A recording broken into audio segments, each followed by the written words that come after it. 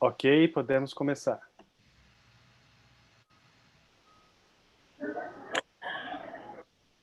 Bom dia a todos que estão nos escutando. Nós vamos começar mais uma edição do Land2land Connect.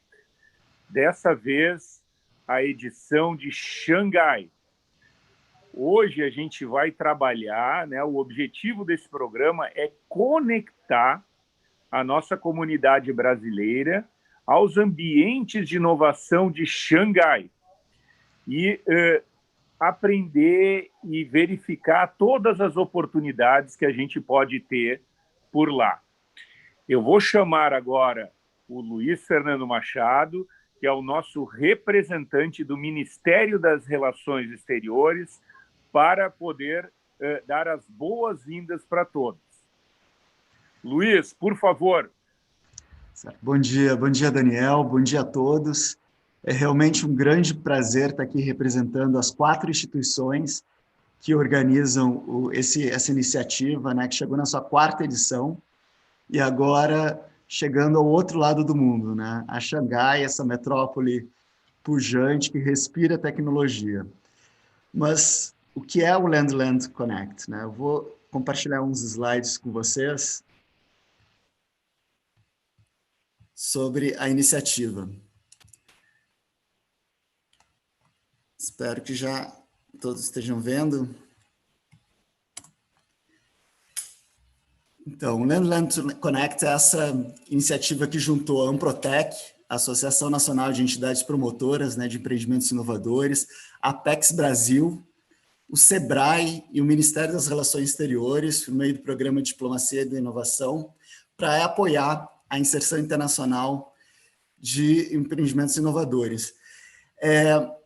A gente sabe que o processo de internacionalização é muito mais do que só exportar, só do que receber um investimento, é sempre tentar buscar esse padrão internacional de qualidade. Então, esse benchmarking é muito importante também. Então, a gente quer realmente tentar incutir aí nas empresas essa mentalidade global desde o início, ainda que a empresa nunca venha a operar no exterior. A gente sabe que esse processo de internacionalização não é algo trivial, mas com a ajuda de todas essas instituições que têm suas expertises aí à disposição dos empreendedores, com certeza esse processo de internacionalização tem condições de ser muito exitoso. O Land2land Connect ele procura isso. A gente sabe que buscar uma estratégia de internacionalização por meio da inserção dentro de um ambiente de inovação torna tudo muito mais fácil. Então, é isso que a gente gostaria de sugerir para as empresas que buscam a internacionalização como estratégia nos seus negócios. E a gente juntou esses ambientes de inovação qualificados, já conhecidos pelas instituições, que podem apoiar o processo de internacionalização das nossas empresas. O Land2land Connect ele integra um projeto maior, que é a plataforma Land2land. Hoje a gente está falando sobre Xangai, sobre o mercado de Xangai, mas lá na plataforma Land2land vocês vão encontrar parques tecnológicos e ambientes de inovação em vários lugares do mundo que podem prestar esse mesmo apoio nesse processo de internacionalização. Então, eu sugiro muito que vocês entrem aí e vejam a página do Land2land Connect. Qual é o objetivo dessa iniciativa de hoje? É realmente, como o Daniel falou, por meio dessa introdução a essas soluções e conexões virtuais, buscar incentivar esse processo de internacionalização das empresas. E também conectar não só os ambientes, mas também prestadores de serviços que vão poder auxiliar nesse processo. Também estimular a que se inicie agendas bilaterais, mesmo de forma online. Hoje em dia, eu acho que esse foi talvez um dos benefícios dessa pandemia, que a gente agora está utilizando muito mais os meios digitais, inclusive para se conectar com os mercados externos. Então, isso é algo que as empresas podem fazer. E a gente tem vários apoios lá na China para ajudar isso, não só o nosso consulado em Xangai, que hoje o Marcel vai comentar um pouco sobre todos os serviços que estão à disposição, mas também a nossa embaixada em Pequim, o nosso consulado em Cantão, o nosso consulado em Hong Kong e também o escritório da Apex em Pequim. Então, todos esses pontos do governo brasileiro estão aí para auxiliar a internacionalização de empresas que escolhem o mercado chinês, né, como destino. O Land2land Connect ele começou essa jornada virtual em julho, né, com Lisboa, a gente passou por Santiago, passou por Toronto, e agora estamos em Xangai, né? Então, ainda tem mais 2 edições até o final do ano, Boston e Paris. E por que esses mercados, né? Porque eles já são mercados conhecidos nossos, né? A gente cada vez mais está fazendo atividades de internacionalização nesses mercados. Eles já passaram por um outro programa que chama Tratando Brasil, né? Então, são essas instituições que estão hoje aqui, são conhecidas da organização, são conhecidas dos nossos postos no exterior, né? E, antes disso, esses mercados foram escolhidos porque, dentro da nossa metodologia, a gente verificou que existe várias condições propícias, né, para as empresas brasileiras iniciarem uma operação internacional, né, desde o ambiente relacionado a custos de instalação, a presença já de empresas brasileiras que tiveram êxito, né, na entrada nesses mercados, a questão da institucionalidade, né, desse contato tanto com os governos locais quanto com as instituições privadas, né, o grau de internacionalização do mercado, né, são ecossistemas que são bem internacionais, que recebem muitas empresas internacionais, né, tem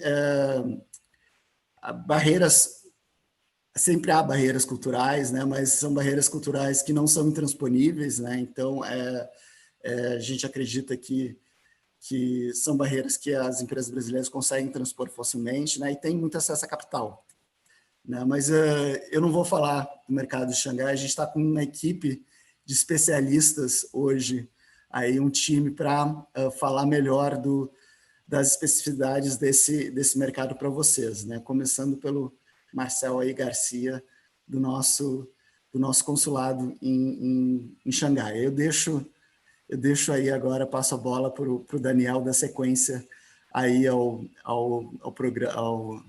land2land de hoje, né? Mas queria desejar aí um ótimo aprendizado para todos, né? Até mais. Luiz, muito obrigado pelas suas informações.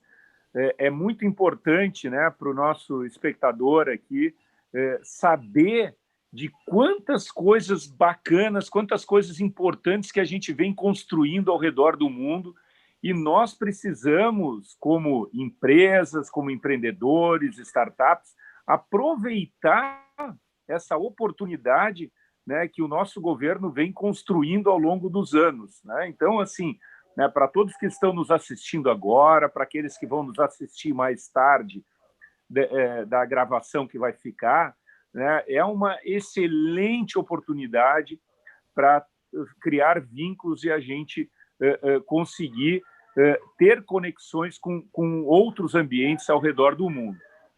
Pessoal, agora eu vou chamar o senhor Marcel Garcia, que é da Embaixada Brasileira em Xangai, e agora eu vou começar a falar ora inglês, ora português, para dar, né, também conseguir que os nossos amigos chineses que estão hoje aqui assistindo também possam acompanhar.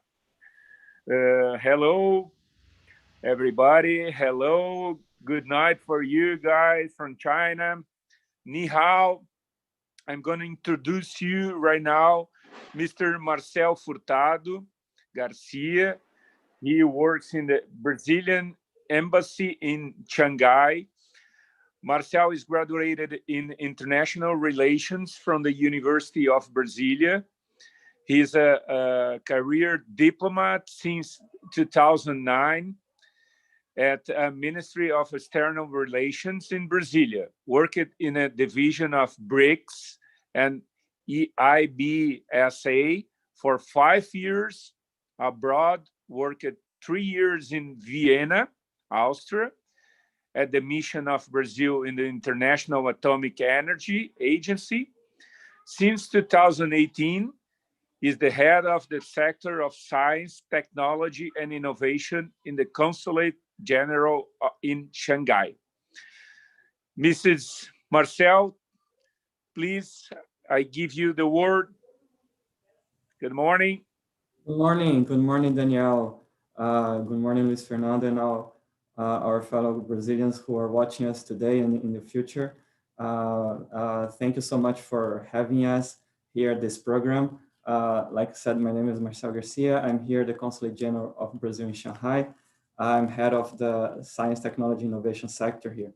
So I will share the presentation that I prepared today for us. Just one second. Let me try to do this share. Is this working?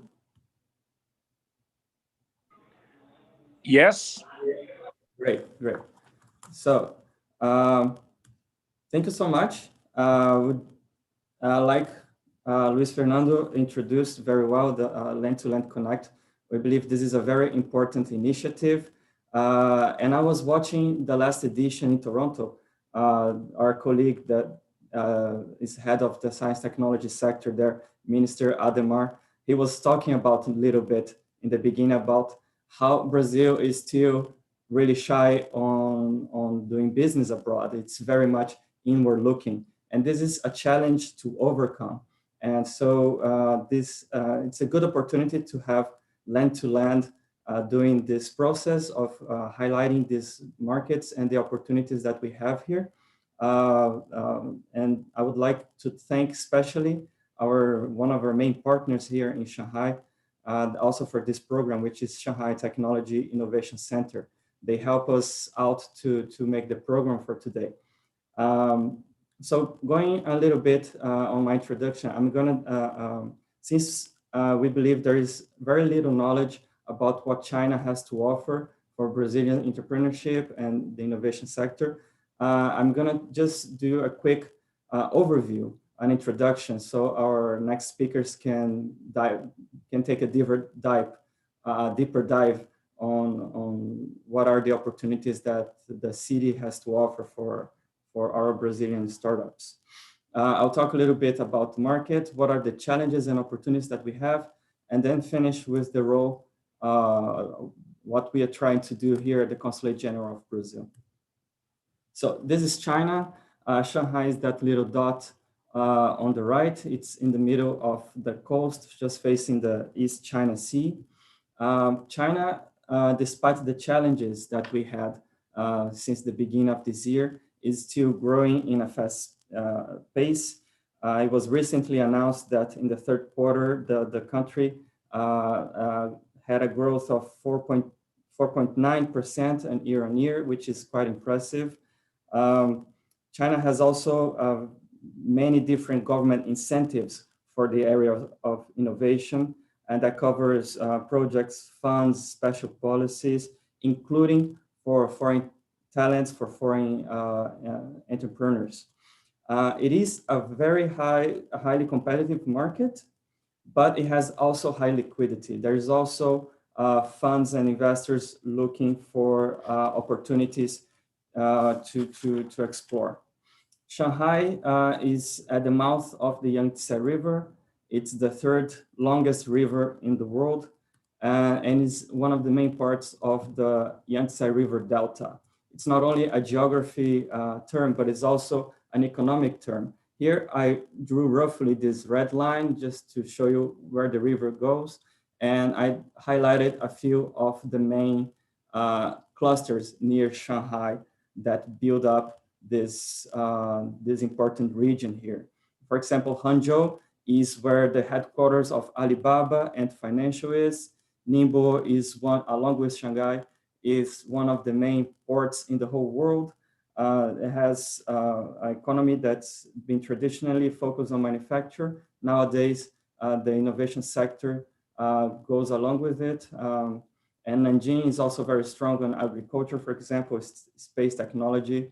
And this is Well, the importance of the area can be seen by the fact that it comprises 20 to 25% of China's GDP. It depends on the methodology that you're looking into. And so this region has an economy as big as something between United Kingdom and Germany. It's a very integrated area, and the government policies for its development do tend to focus as a development as a corridor. And it's being successful. This picture that you have on the right can demonstrate that a little bit. About Shanghai specifically, it is the most international city in mainland China. It has the largest municipal GDP of the country. If you count Shanghai as a province, it would be the top 10 in terms of economic. And like I mentioned, it's one of the biggest ports in the world. Sometimes it's in the first, it's considered the first biggest port in terms of volume or container numbers. It's one of the main international centers in the world, actually. The Shanghai Stock Exchange has been one of the biggest market capitalization. We have the so-called star market, which is the Chinese NASDAQ, if you will. It's a little over 1 year old now. And in the next few weeks, we'll see the IPO of Ant Financial, which will be simultaneous with Hong Kong. So there will be a lot of news there. And also just to highlight the importance of it, B3, the old Bovespa or São Paulo Stock Exchange, has its only office in Asia is also located here in Shanghai.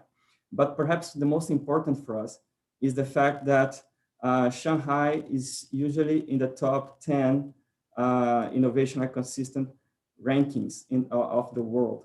That's in terms of research and development, market research, market reach, funding, talent availability, and many other issues. We believe that it's very important to know what the challenges are to come for this market. Brazilians that are interested to explore the opportunities here, they need to plan accordingly. Of course, there's the issue of distance, unfamiliarity, the fact that it's not so familiar, the reality here, these big cultural differences. One of the main ones, of course, is the language barrier, because a person that comes here to do business needs to promote a daily relationship with partners, customers, and authorities, of course. You have to think about how to deal with the regulations, the licenses, government supervision, intellectual property rights, and etc. So these all have impact on costs, right? So it's important for our businesses, our startups, to know how big a step they can take and prepare a good business plan in order to overcome these challenges. Of course, always knowing that there's a highly competitive market, as I mentioned already. But these challenges, they are not unsurmountable. We have many opportunities to overcome them. And there is a reason why the Shanghai market is so enticing for international businesses. First of all, there is a big international orientation. There's a big English-speaking community here. Actually, a person can easily live in Shanghai without knowing a word in Chinese. Even for Brazilians especially, there is a big Brazilian community. There are several Brazilian products here so that you can acquire and feel a little bit at home. Shanghai has strong international connections. It is, for example, one major center for international conferences. I could mention a few, like the World Artificial Intelligence Conference, the Mobile World Congress for 5G. So Shanghai has this strong attraction power of international knowledge, brains, and talent. There are big, like I mentioned, there are some favorable government policies. Also here in the city level, with local tax exemptions, financing, and there are also different special economic zones here that facilitate opening up business, including for a foreign business and for cross-border operations. One of the things as well is the fact that the market is also very offers a opportunity to fast scale up, because the consumer base here is very adaptable to new technologies. They tend to acquire and insert new technologies very quickly in their daily lives. Overmore, there is also big availability of base technology and base technology infrastructure, which gives support to the development of tech solutions that the Brazilian startup might want to develop, such as big data, blockchain, artificial intelligence, all these deep techs that our startups need to develop their own business. And then it comes to the availability of partners, which our speakers, our following speakers will dwell a little bit more on. We have different soft landing services that goes from working spaces, help with translation, regulations, so dealing with the language barrier that I mentioned. There are a lot of mentorship opportunities. There are several competing incubators, accelerators, and science parks here with different focuses here in Shanghai, and quite very experienced as well. They have deep connections with market players. They know the market very well, including venture capital funds. Some of them even have their own venture capital fund to help the startups that they are incubating. There is a big pool of experienced, highly skilled and experienced professional. There's a lot of know-how.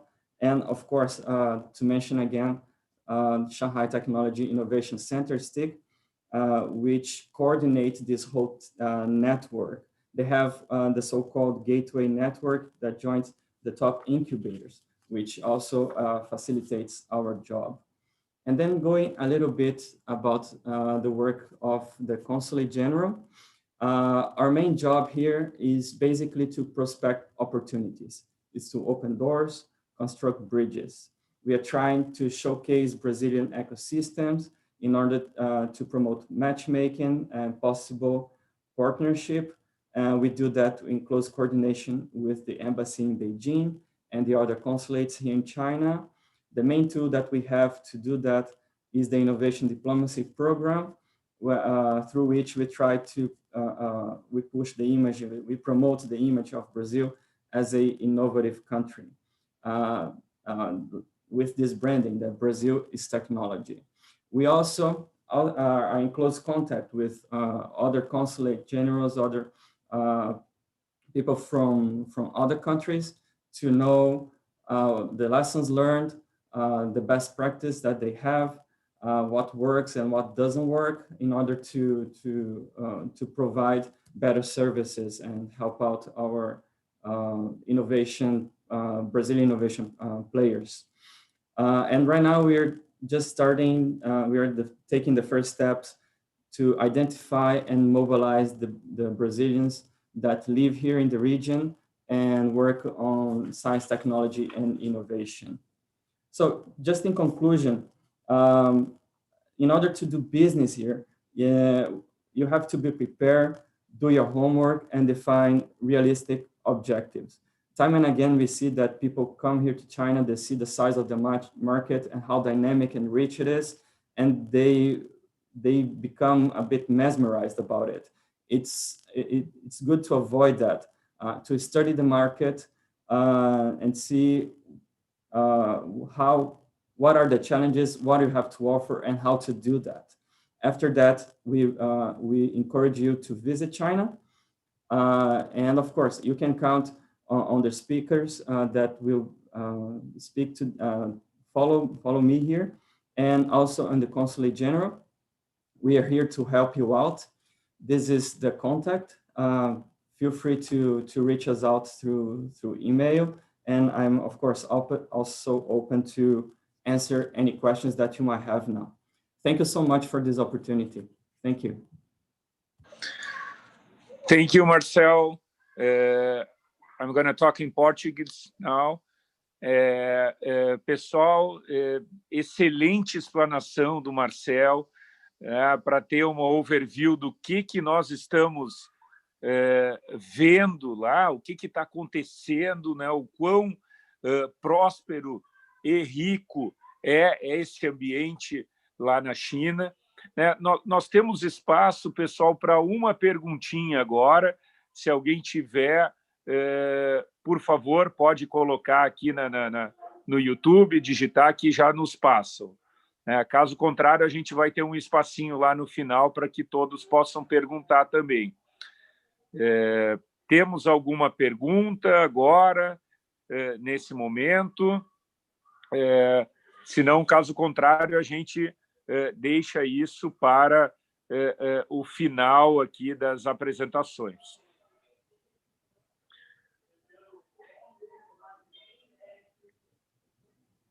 Marcel, acho que nós vamos deixar para o final e eu vou chamar agora o nosso próximo convidado, né, para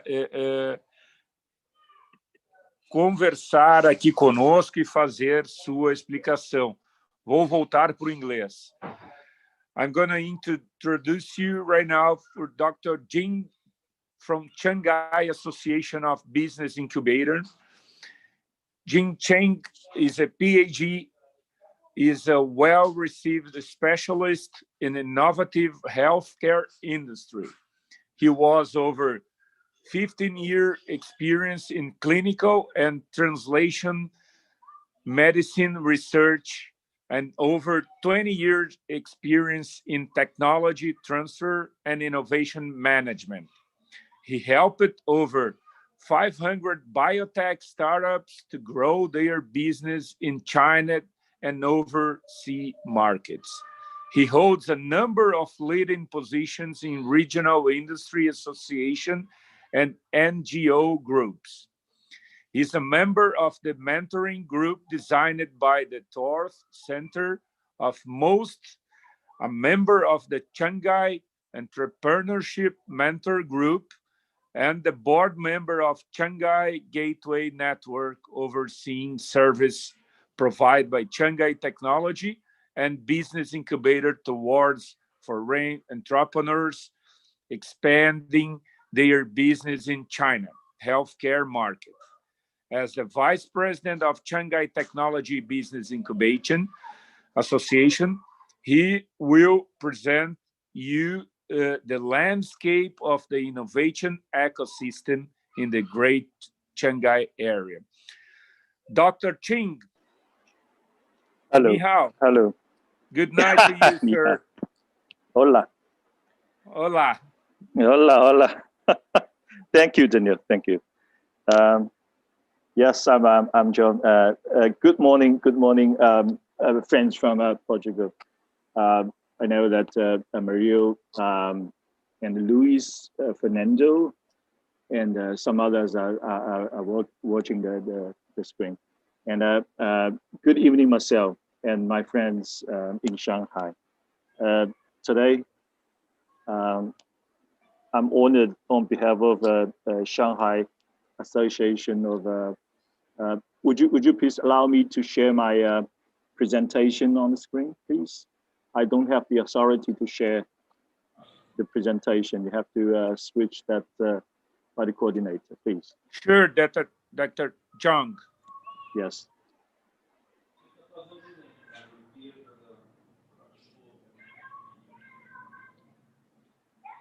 Pessoal, vocês podem liberar, por favor, a apresentação do Dr. Jiong? You're ready. Okay. Okay, fine. We're on that. Can you see that?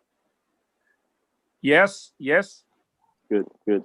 So I'm gonna, on behalf of the Shanghai Association of Business Incubation, I'm very much happy to attend this event and give a very brief introduction about the startup ecosystem in Shanghai. And later on, I'm gonna talk a little bit more about the gateway program that we created for the overseas entrepreneurs to land it in Shanghai.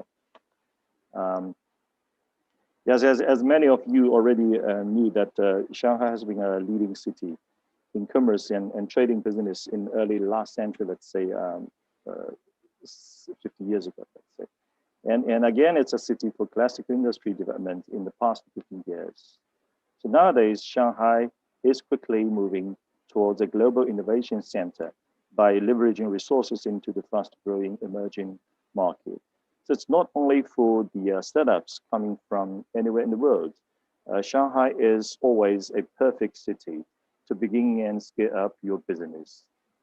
Because there's more than 50,000 foreign invested in enterprises are already actively operating in Shanghai. They have a total profit growth rate of 100% from 2012 to 2018. And as a very open and inclusive city, Shanghai is one of the best loved city to foreign investors.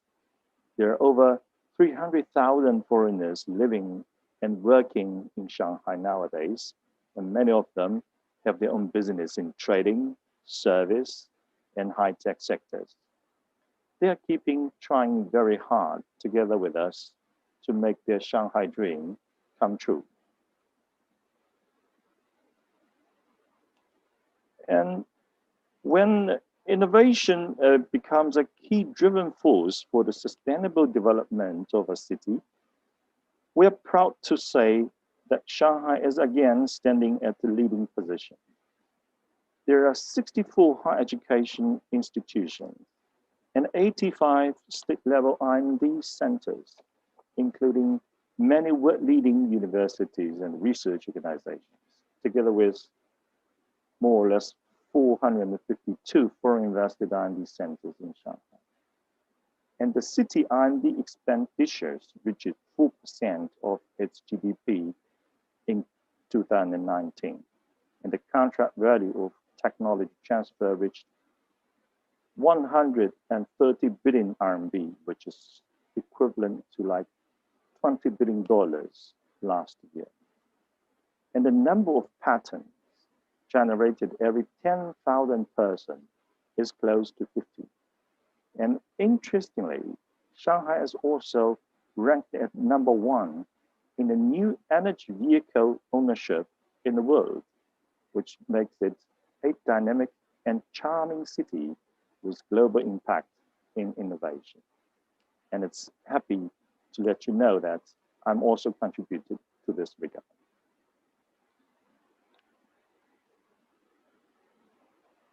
With a population of 22 million people, Shanghai owns a huge group of innovation SMEs. There are over 27,000 technology startups in Shanghai. Among them, over 12,000 are certified as high technology enterprises. They are sitting in over 400 incubators, science parks, and co-working space. Together with other 670 multinational regional headquarters and the millions of other domestic businesses in the city, they construct a symbiotic innovation ecosystem that brought Shanghai to the #1 city in China's Science and Technology Innovation Index ranking list again in 2019.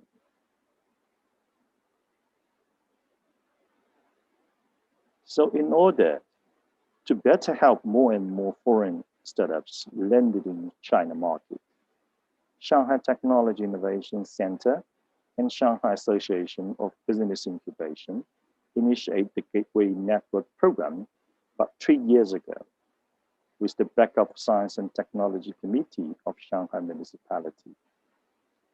Gateway Network currently covers 31 business incubators and accelerators selected with certain criteria with a focus on helping SMEs exploring overseas markets. Currently, we are focusing on providing software lending service to foreign startups accessing into China market.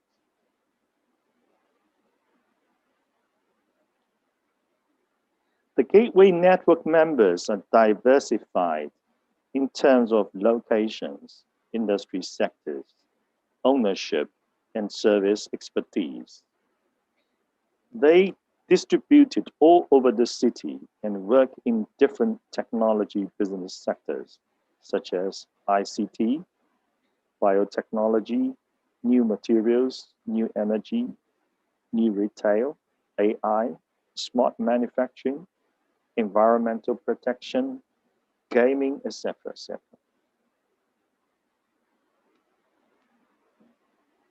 They will team up with the foreign entrepreneurs, designated based on the selective criteria, and help them to not only identify the best business opportunity, create a practical roadmap, but also to help them settle down the business and win the first order sometimes. They almost synchronize with your agenda, speak in your business and technology language, and show up anytime, anywhere, when it is in need. So let me show you a couple of cases that we did before. Storefront, that's a French startup focusing on new retail plus AI, enjoying a 3-month accelerating service package provided by Xnode, one of the Gateway Network members, to successfully connect it with the local retail industry community and kick off its marketing promotion and manpower recruitment. And the second is Joanne. That's another Gateway member focusing on Meditech, helped Iran Rehabilitation Equipment, which is a joint venture startup, to settle down their business by providing legal and financial service. And moreover, they also helped Iran to recruit its CEO for China business operation. And there's certain much more I would like to share with you about the beautiful service that the Gateway can do, and the inspirating stories, those young French, German, Dutch, that they created in this amazing innovation city. And as the board member of the Gateway Network, I'm really proud for those young fellows and for what they're doing for the global innovation community. And you're very much welcome to join this interesting program, which will definitely help growing your business faster and better. And to run a startup in the homeland is already a big challenge, to be honest. And to explore an overseas market is always a horrible thing to anyone without ambitions. So ambitions are coming from your confidence in your technology, confidence in your products, and more importantly, the confidence in your insight to the future. And there are 2 big markets that are worth to explore, and no matter how difficult it is, China is definitely one of them, given its huge capacity, fast growing rate, and acceptance to the new technology. So to find the right people and right strategy will be the key to your success in China market. And this is my understanding to the core value of the Gateway program. And it's much more than a matchmaking. It's much more than an office space that we can offer to you in Shanghai. And it's about making you to be part of the local business community by coaching and learning. And it's about a series of result-oriented actions that ultimately will lead to a final proof or improvement or even breakthrough of your ideas about the China market. Though sometimes it is also could be a denial conclusion, which will help you to shift to a right track sooner or later. And you might have to work very hard with our Gateway fellows day and night during the execution period. And your agenda will be filled with training, workshop, discussion, meeting, and visiting. It is not a holiday trip for sure, I guarantee. Our mission is to bring you to the gateway of China market. So to give you an example, a batch of the Italian startups experienced a customized gateway program designated for them upon their request last year, based on the mutual understandings on the collaborative framework between Italy and China. The key was to bring them to relevant high-quality stakeholders. It has been an extremely busy time for those Italian young men, that each of them kept meeting with local experts, potential collaborators, local competitors, unicorns, relevant research institutions, and industry clusters. So each of them finally gained a new understanding of China market, who will be the right partner, where to find the investment, how I should polish my products to run faster here, and how is the regulatory framework in China. So I'm pretty sure that they were exhausted that time, but they might also be very much happy because they did approach close again to the gateway of China markets.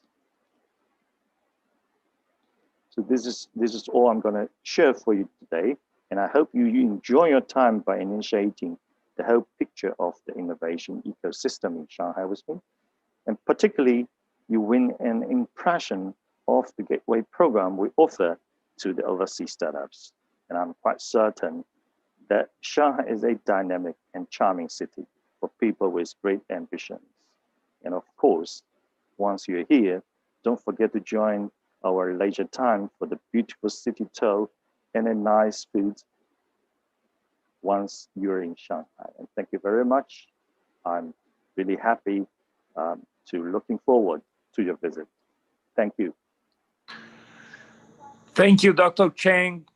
Thank you very much for your explanation. I'm gonna open right now if we have some questions.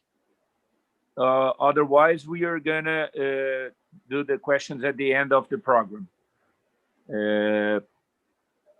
Any questions? Well, Dr. Chang, thank you very much. Now, guys, I'm gonna introduce you to Mr. Jiong Liu. Thank you. Thank you.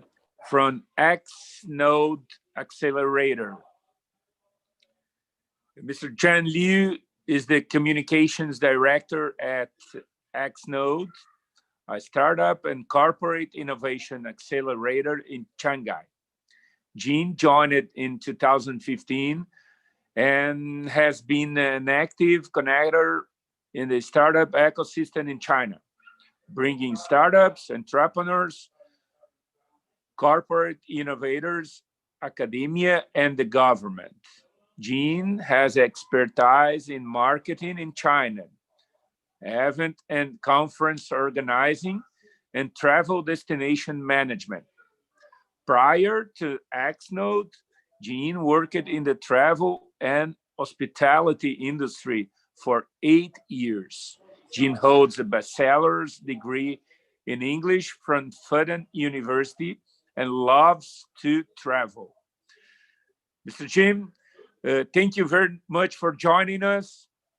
I'm gonna leave you the word right now.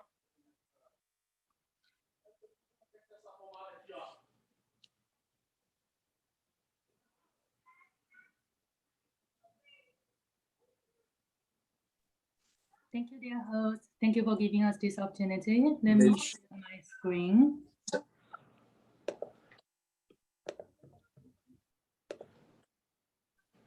Thank you, Ms. Lim. Yeah, looking all good? Yes. Thank you. So thank you for the great introduction, and good morning, everyone from Brazil. It's really our pleasure to introduce about the innovation and incubation ecosystem here in Shanghai, and a little bit information about how we help the tech startups come to China and launch their business in China. So I'm Jiong from Xnode, and a little bit about what we do in Xnode. We are a startup and corporate accelerator here in Shanghai, And since 2015, we've been helping both the Chinese and foreign startups to grow their business. So we're looking for a business impact here in China. And in the future, we are looking actually also to connect the Chinese startups going to the world. So we want to really be a cross-border accelerator. And Xnode has a community of innovators, including both the startups, the corporate innovators, academia side, and government as well, because actually we see a lot of good government initiatives. And as an accelerator, we also want to pass the information to the startups here, because especially this year with the COVID situation, government has supported a lot of the startups to pass by the hard environment in that time. We currently have 2 spaces in Shanghai. One is in the city center and one is in the Jiong Zahng High-Tech Park. And also we have an office in Singapore looking for the Southeast Asian market. So a little bit about our cross-border startup cases. So since 2016, we've been working with government entities and also VCs to launch long-term acceleration programs.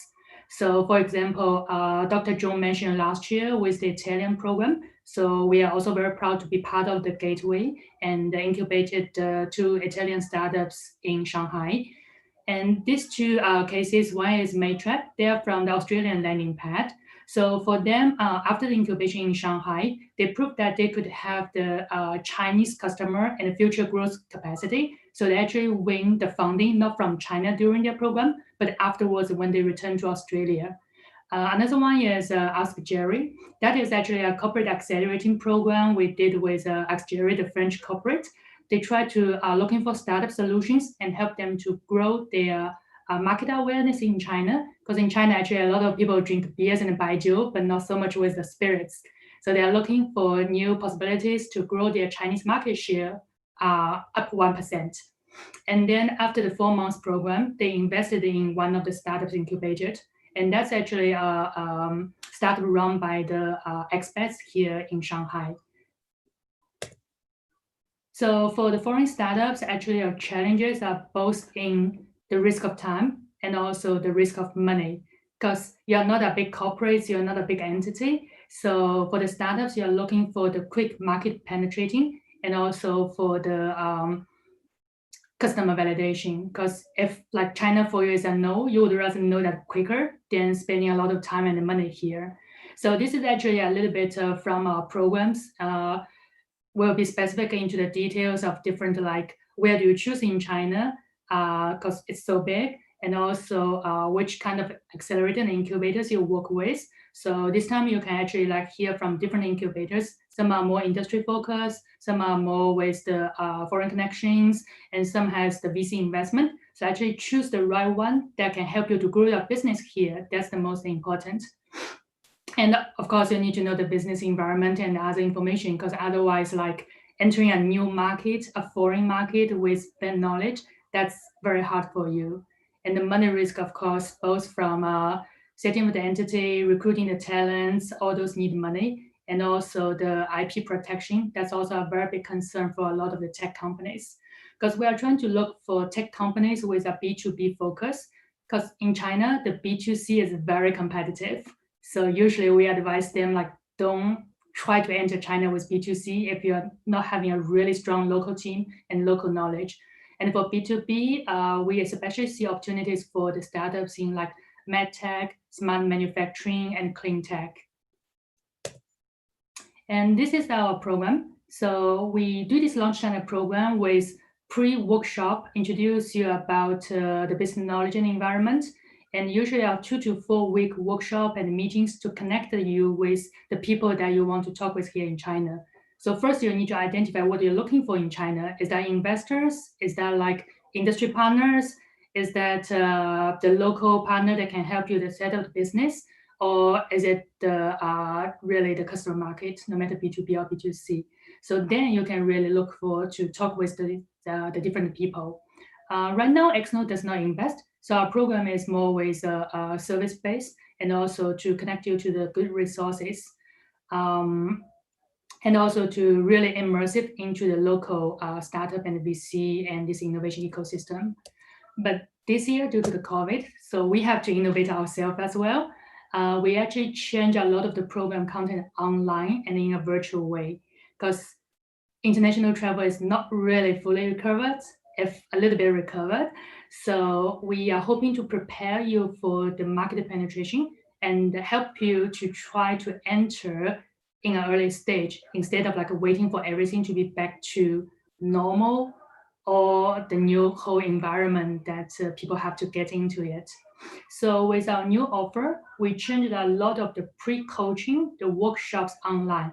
And actually with the link, you can also apply for a lot of the free information and free the know-hows about China before you actually come here. And also, we have a very strong local incubation team. So they help you to understand about China. They help you to connect with the right mentors that can help you to go more into your business specifics. And also like we have all these methodologies to help you step by step entering the China market. So that will help you to faster and shorten your time to expand into a new business environment. And because the team is also both with the Chinese colleagues and foreign colleagues, so we're trying to do a bit more tailored to your way outside China. So we also have these connections on the WhatsApp and the Facebook. So you don't, well, of course, you're welcome to use WeChat, because afterwards, when you want to talk with more Chinese partners, WeChat is still the most convenient way, and also a lot of the Chinese tools and the Chinese interfaces. But at least like right now, you can start with something. So that's what we try to achieve. And most importantly, connect you with the entrepreneurship and innovation ecosystem here from all the partners that we mentioned earlier. So this is a short video of our recent program that we just completed it in this July and August. So let's see a short recap.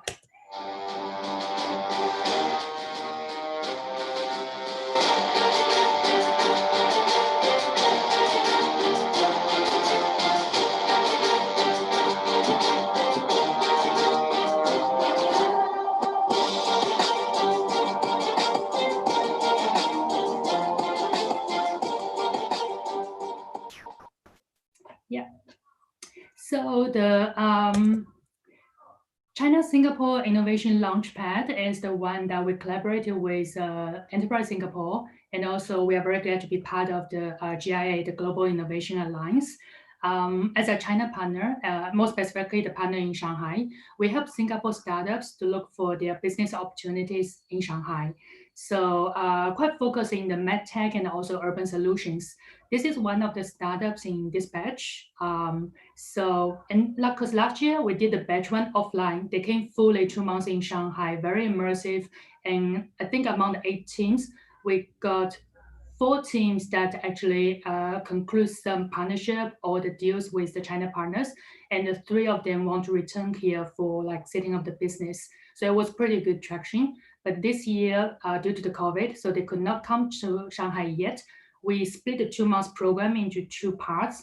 The first one is 1 month online coaching, online meetings, and virtual meetings with the partners. The second one is when they could actually travel to Shanghai. We still want them to try more with the offline meetings, because that helps to really like move forward with the business. So this is one of the startup in the batch 2, this program in July. And it's actually better than we expected, because when they are talking with the local partner here, they find some reliable partners to help them connect it with the Shanghai clinics and to try their solution. So they are the startup doing this brain computing interface and trying to do the treatment, and already have some traction in Singapore.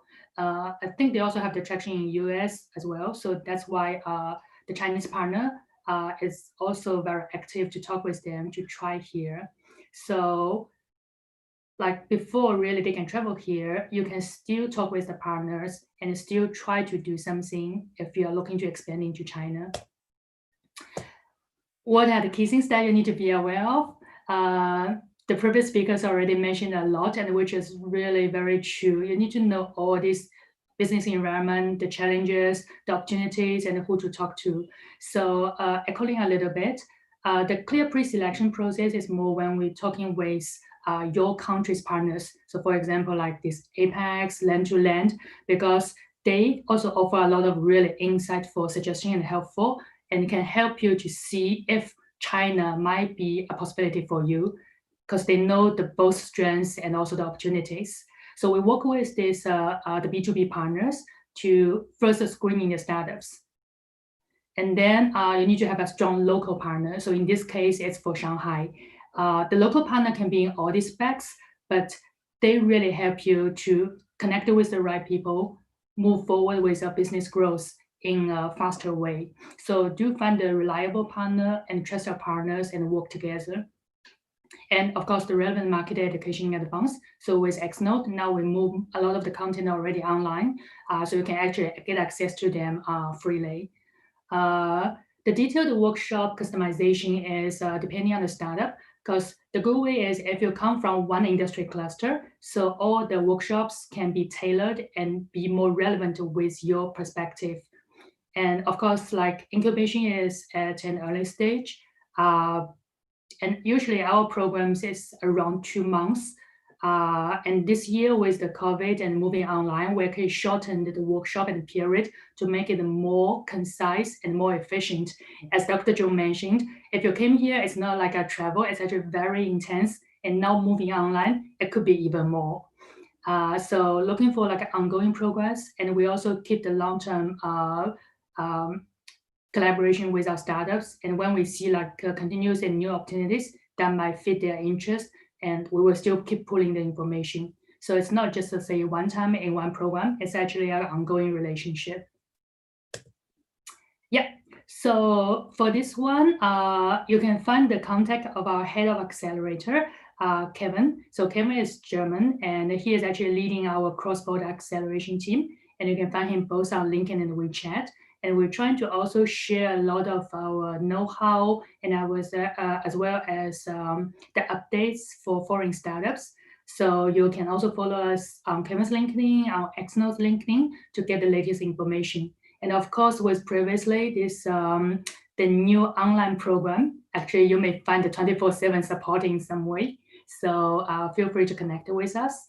And on the right side, you can also find a link to download a free report. So this is a report that we listed some of our know-hows about the risks and opportunities for the foreign startups.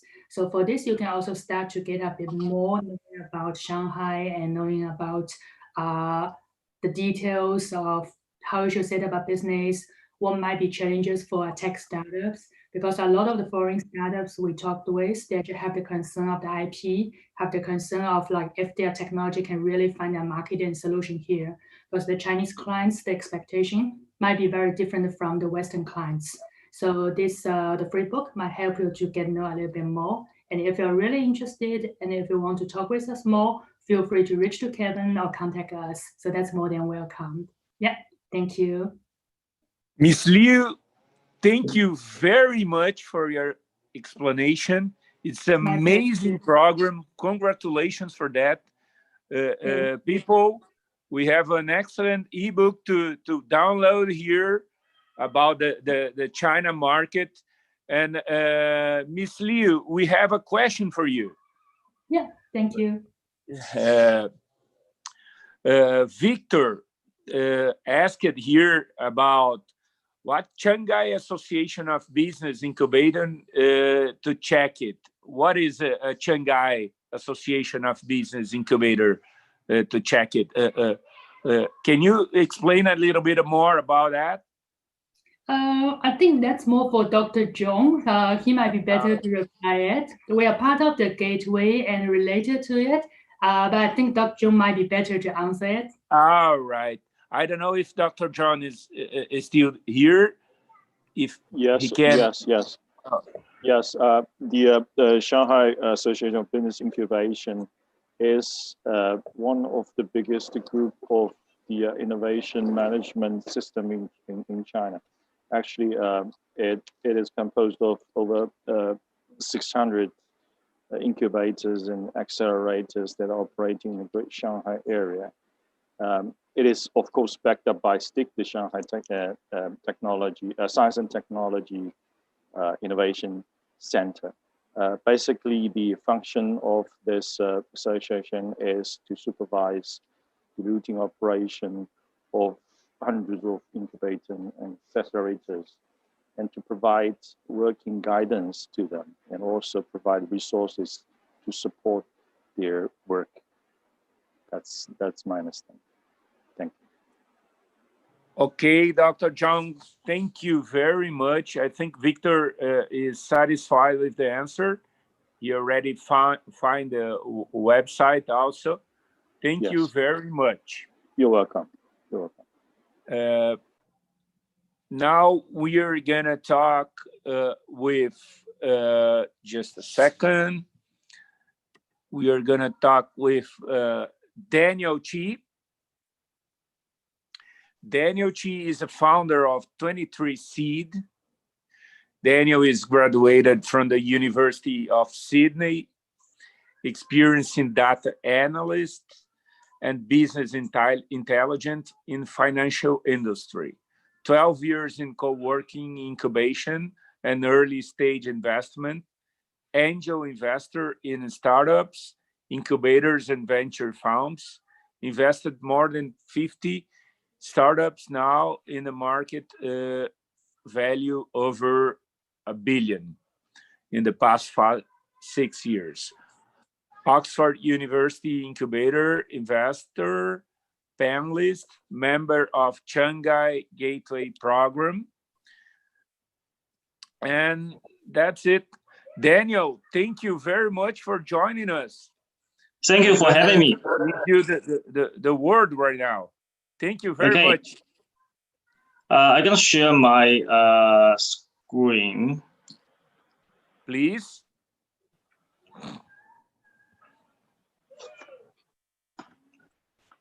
Okay. All right. Yes, yes. Let's see. Okay. Can you see the screen?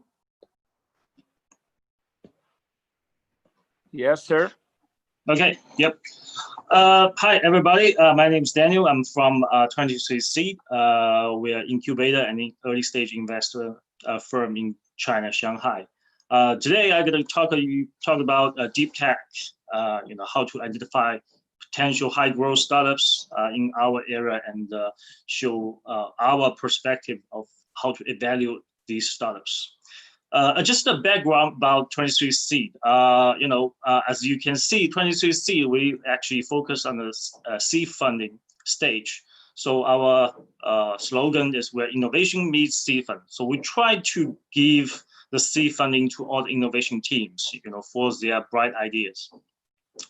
A little bit background for me. I'm actually IT background. I graduated from University of Sydney, doing incubation and investment since 2008. I did my own startups. I mentor a lot of startups, for their founding teams, and also I'm an investor as well. I'm a member of a Shanghai Gateway Program, and I'm an incubator investor panelist on the Oxford University Incubator. So, when we talk about seed funding and innovation, we try to connect, different dots. So we have to have the right idea, we have to have the right team, and of course, we need to have the right capital for the seed funding, to bring all these things together. So for us, 23Seed, we do 4 things. So one is, of course, we're doing all the incubators and accelerators. We help them. We doing our own acceleration program. We do our own investment. We manage a fund both in RMB and a small fund in the USD dollars as well. We actually have an aggregation system to actually pulling together all the information for our startups, tracking of different startups and different data from different regions and also industries, help them to better understand the market. And also we actually have a show, a reality TV show called The Next Unicorn. We actually select different startups from different incubators around the world, and also have them to compete each other in Shanghai. We did 2 seasons. Every season we have a great turnover, and also we have a lot of teams to come here in Shanghai and to compete for the final prize, which is a 10 million RMB worth of investment in their stocks. So we've been around, since 2013. We start to investing and we start to incubating since then up to now. We have over 50 companies to invest in, and we helped hundreds of founders, to help their teams to their business in China. This is basically one, a collaboration of our fundings and also our incubatees and also our rewards. Over now, we have 300 startups and founders now valued at more than $1 billion USD. We have 50 startups invested, valued $2 billion USD, and we receive a lot of recognition from the government and also institutions. The focus that we do here is more around these areas. So we focus a lot about IoT, cloud data, AI, auto tech, health, and fintech. So these are more related to the deep tech what we talked about earlier. So I'm gonna drive down a little bit deeper later on. So, and also our stage, normally we only focus on the early stage. So from the angel round, seed round, and the growth round. So you can see from the start life cycle, we only have the first part covered. We do our own incubation process. So ideally, we have 3 stages when there's the idea. So we talk about the idea, vision, research, revenue, naming, and we have the rental review after that first session. And second, we talk about the business, how to assemble the business, how to assemble the team, how to assemble the product. Then we have another progress review to actually value the business idea and also the product.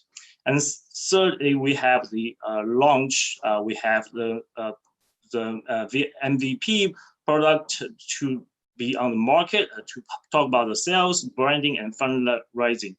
So yeah, so that's what we do for the incubation. Acceleration, we actually do these programs with a lot of different startups and also with different programs. We help them to facilitate their needs, during the mentoring, the investment part, and also the finding the mentors, finding the partner, right partner for the industries. So that's the key thing. Investment, I covered these about earlier. So we have 5 funds now, about 60 million USD deployed portfolio right now, valued over 2 billion. So normally in different stage, we have incubation covered with investment less than 200K USD. In the seed round, we all normally cover about $500,000. In the growth round, we cover about 3 million. Then we probably will have the pre-IPO round and then exit. So some of these firms that we have been working with, and also including Sequoia, Zenfund, Baidu, New Margin, Fusun, JD, etc. So these are the very good venture firms, and they very focused on their area, and also they love to see different opportunities in terms of the startups. Again, I think with a show, I think people probably wondering what exactly about that. So the next Unicorn TV show, we did 2 seasons. We actually tour around the different cities in the global. The first season we covered 7 cities, and second season we covered 11 cities. So we have over thousands of applicants in 2 different seasons, and we carefully select them for the final stage. So in the season 1, we have 48 teams select for the final competition, and season 2 we have 32 teams select for the final competition. The good thing about that is the total funds are raised for the 2 seasons. The first season, we actually raised about 50 million for all the team, for some of the teams. And as the first winner, first place, actually get 10 million investment on the spot. The season 2, we actually have the first place winner have 75 million RMB investment secured on the spot. And also for the total fund raised was over 340 million RMB. Most of these teams, 30% of these teams get their second round after the show. And we've been working with a number of investment firms on these shows. And we have a lot of mentors to mentor them through the whole stage. For that, and also we work with a lot of incubators, accelerator institutes around the world. So one thing that we do is that we have a lot of connection between the different ecosystem around the world, in US, in UK, in Europe, in Southeast Asia, in Australia, and also we have them all together to look at their teams, and some of them is ready for investment, some of them which we help them to bring their product to Chinese market, finding the right partner to expand their market. So basically, I think the role for 23C, I would say, is we try to bridge the hoodies and the capitals. So I think the hoodies more related to geeks, or what we call the brain of the startups team. So normally they have bright ideas, but sometimes they short of the money side. So we try to help them to close the gap between them, and hopefully their venture, their startup can grow since then. So now I'm going to talk about the deep tech investment trend. So I think most of you out there will heard about these year, the latest years, we have seen a raising fund invest into the deep tech. We can have this diagram here, which from the BCG, the dawn of deep tech ecosystem. It shows a tremendous, rise in terms of the investment amount since 2015 to 2018. It's about 22% growth in terms of deep tech investment. So why is such a trend? There's a lot of money going into this deep tech investment area. So why is that? So I think it's deep down. I think it's related to the technology change. In different years, in different era, we have different technology that changes the way the human behaves, and also to change the human society.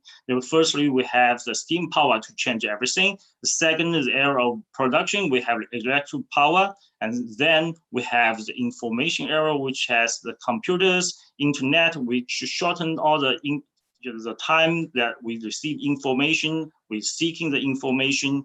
And then I think now we're in the era of intelligence. We have so much data around us. We have different IoT, sensors device that around us collecting data, or help us to better tracking all the data. And also we have the AI actually to underline, to analysis these data to give us a better judgment in different perspectives.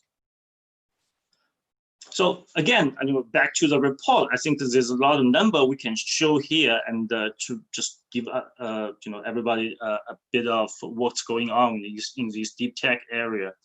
So we can see over the years from 2015 and to 2018, there's a lot of money deployed into the advanced material, AI, biotech, blockchain, drones, and robotics.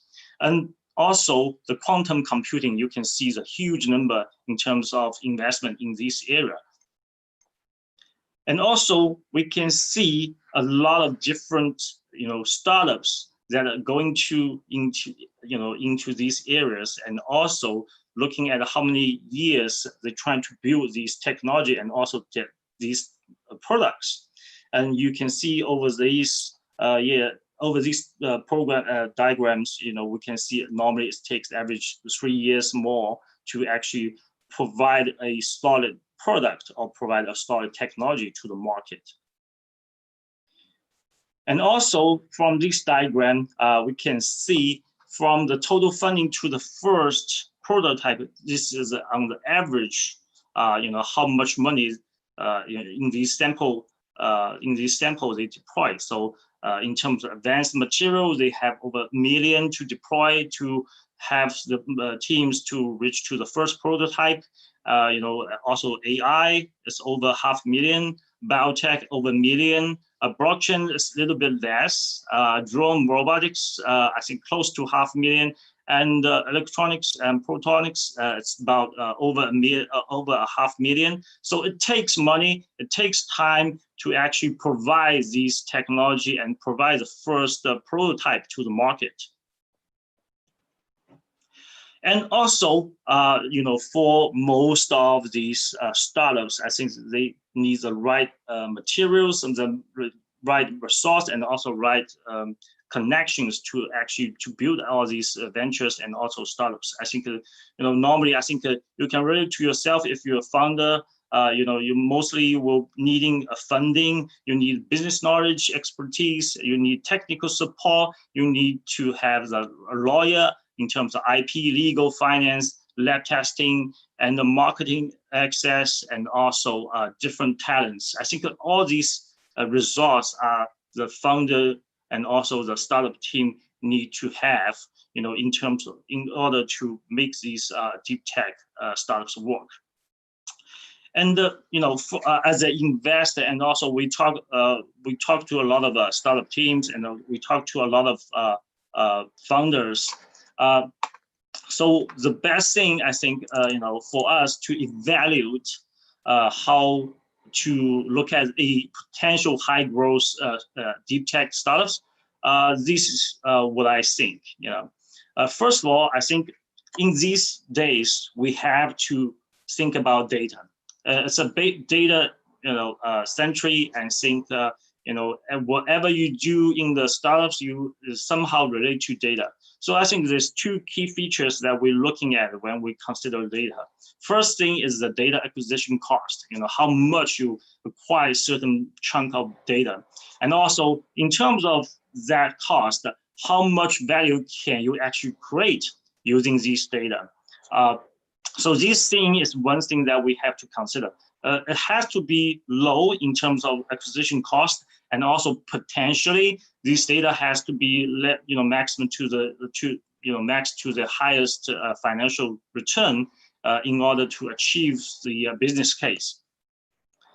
Second of all, I think what we talk about in the era of intelligence is now we have different IoT devices. With all these devices, the method of getting data, we need to understand the data dimensions, what kind of data we're talking about to getting here, and what kind of level of deepness these data we can get.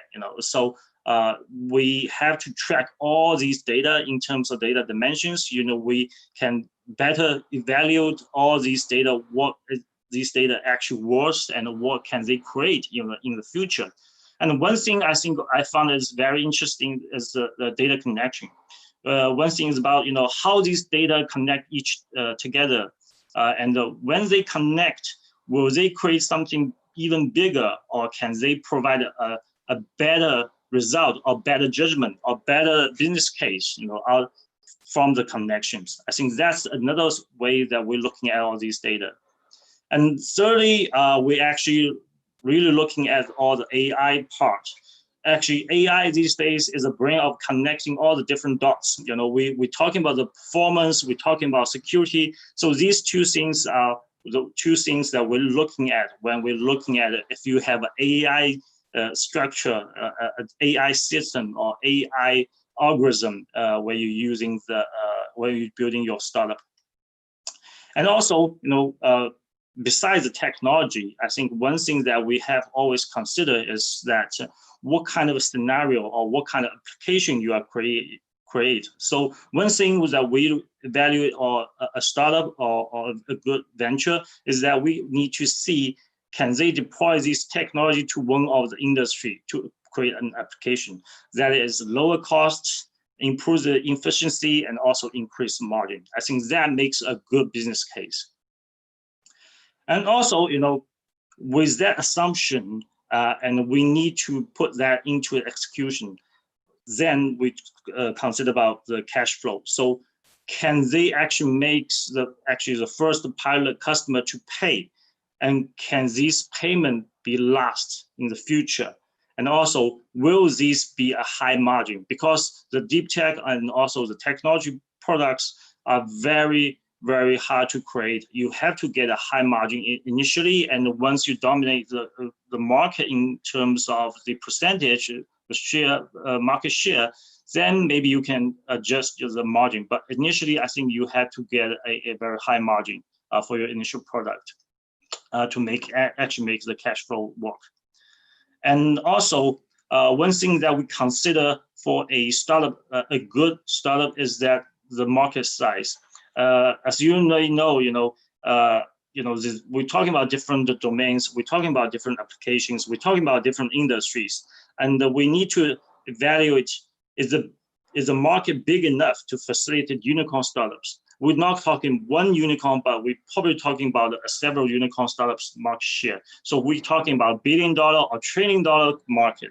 So if you have a good market, the percentage you're getting, even if you're getting 2% or 3% of the total addressable market, you'll be a very successful startup. And that's how we evaluate from a venture side. Again, I think from the team side, one thing that I have to address is we're looking for a very good team. One thing that we're looking for in terms of expertise, we normally want the team have 5 years or more in terms of domain experience and expertise. They have to know what they're doing, and they can see what's the technology and what was the market will be going in the next 3 or 5 years. That's one thing. Second thing is that we don't think that a single founder can make things work these days. So we normally require 2 to 5 co-founders to work together as a team, like a soccer team. So everybody responsible for one vertical or one area they can cover, and work as a team, and they're going to be successful.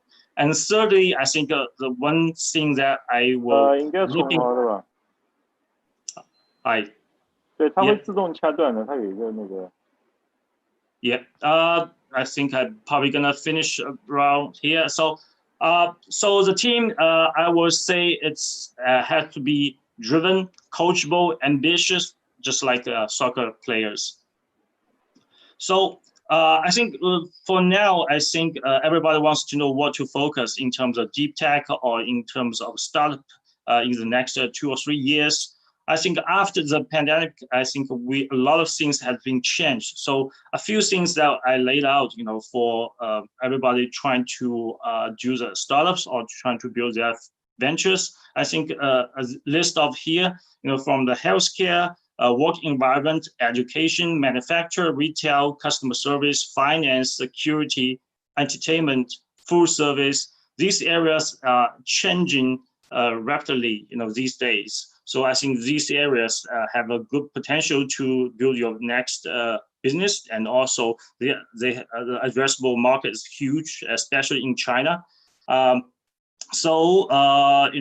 With that, I think this is a slide I prepared for everybody out there want to do the startups, and I think from the venture side, I think these are the things we can think about, to do on your in your startups and for your next startups for the venture building.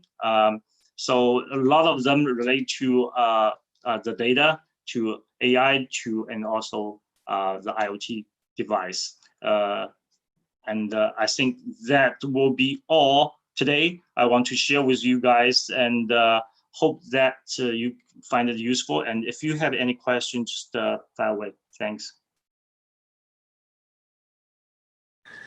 Daniel, thank you very much for your explanation.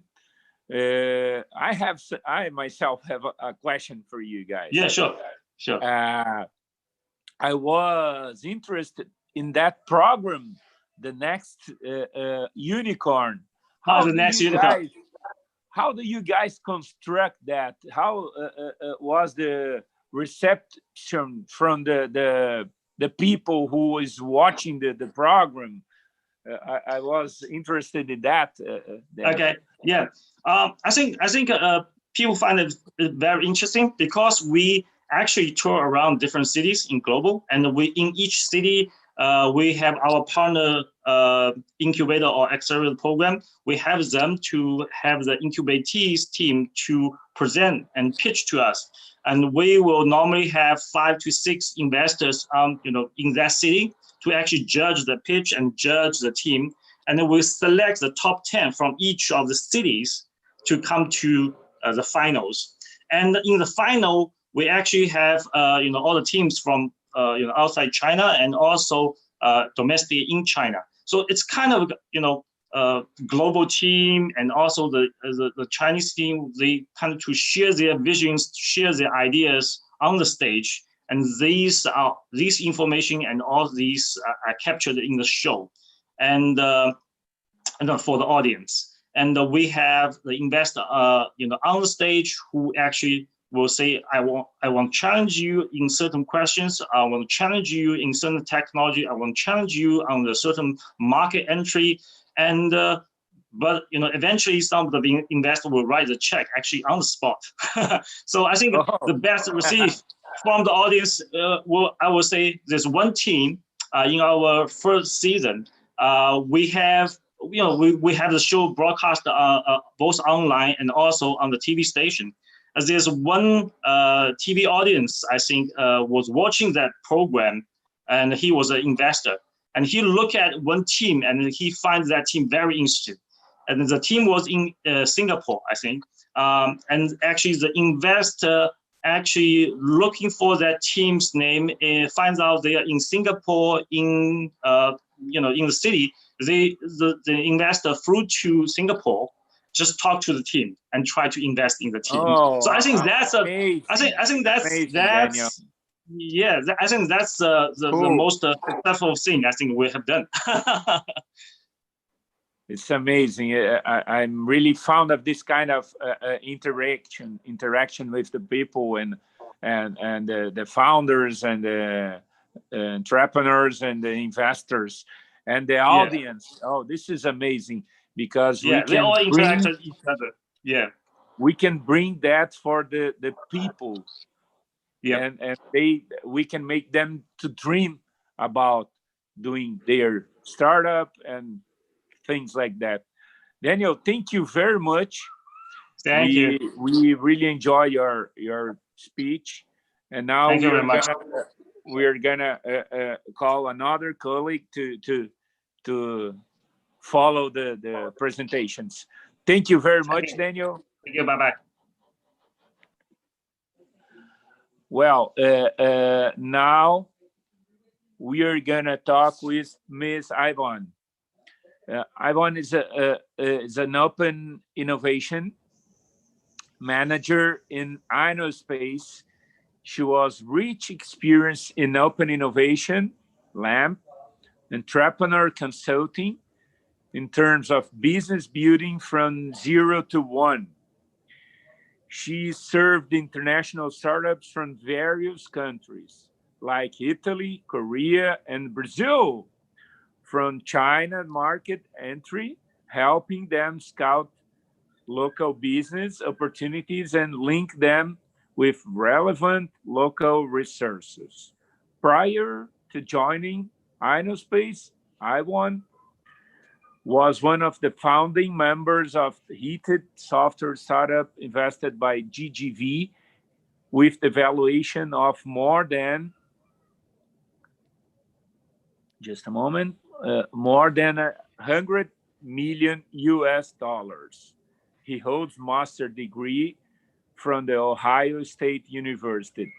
Ms. Yvonne, thank you very much for joining us. I'm gonna leave you the word right now. Good evening. Yeah, good evening. Thank you for having me here. And I'm gonna share my screen with you guys. Let me see. It should be this one. Can you see my screen? Yes, all set. Okay. Yeah, okay. I'll start from the page 1. Okay. So hello, everyone. My name is Yvonne. I'm from Innospace. And my topic today is leading innovation in a disruptive age. I know you might guess I'm going to show you a case study that InnoSpace has done with our partners, like what my introduction has said, that I got experience on that. But unfortunately, due to the NDA we've signed with our partners, the only case I found that I can show you is ourselves. I'm going to talk about how our mother firm, land2land, doing their innovation, as well as the history of innovation in InnoSpace, to give you a basic understanding on what happens when innovation meets big corporate. So my sharing today will be split into two parts, actually. First of all, I'm going to show you a case study, a case that land2land did in the past 2 decades, which also became one of the most successful innovation programs in Shanghai city building.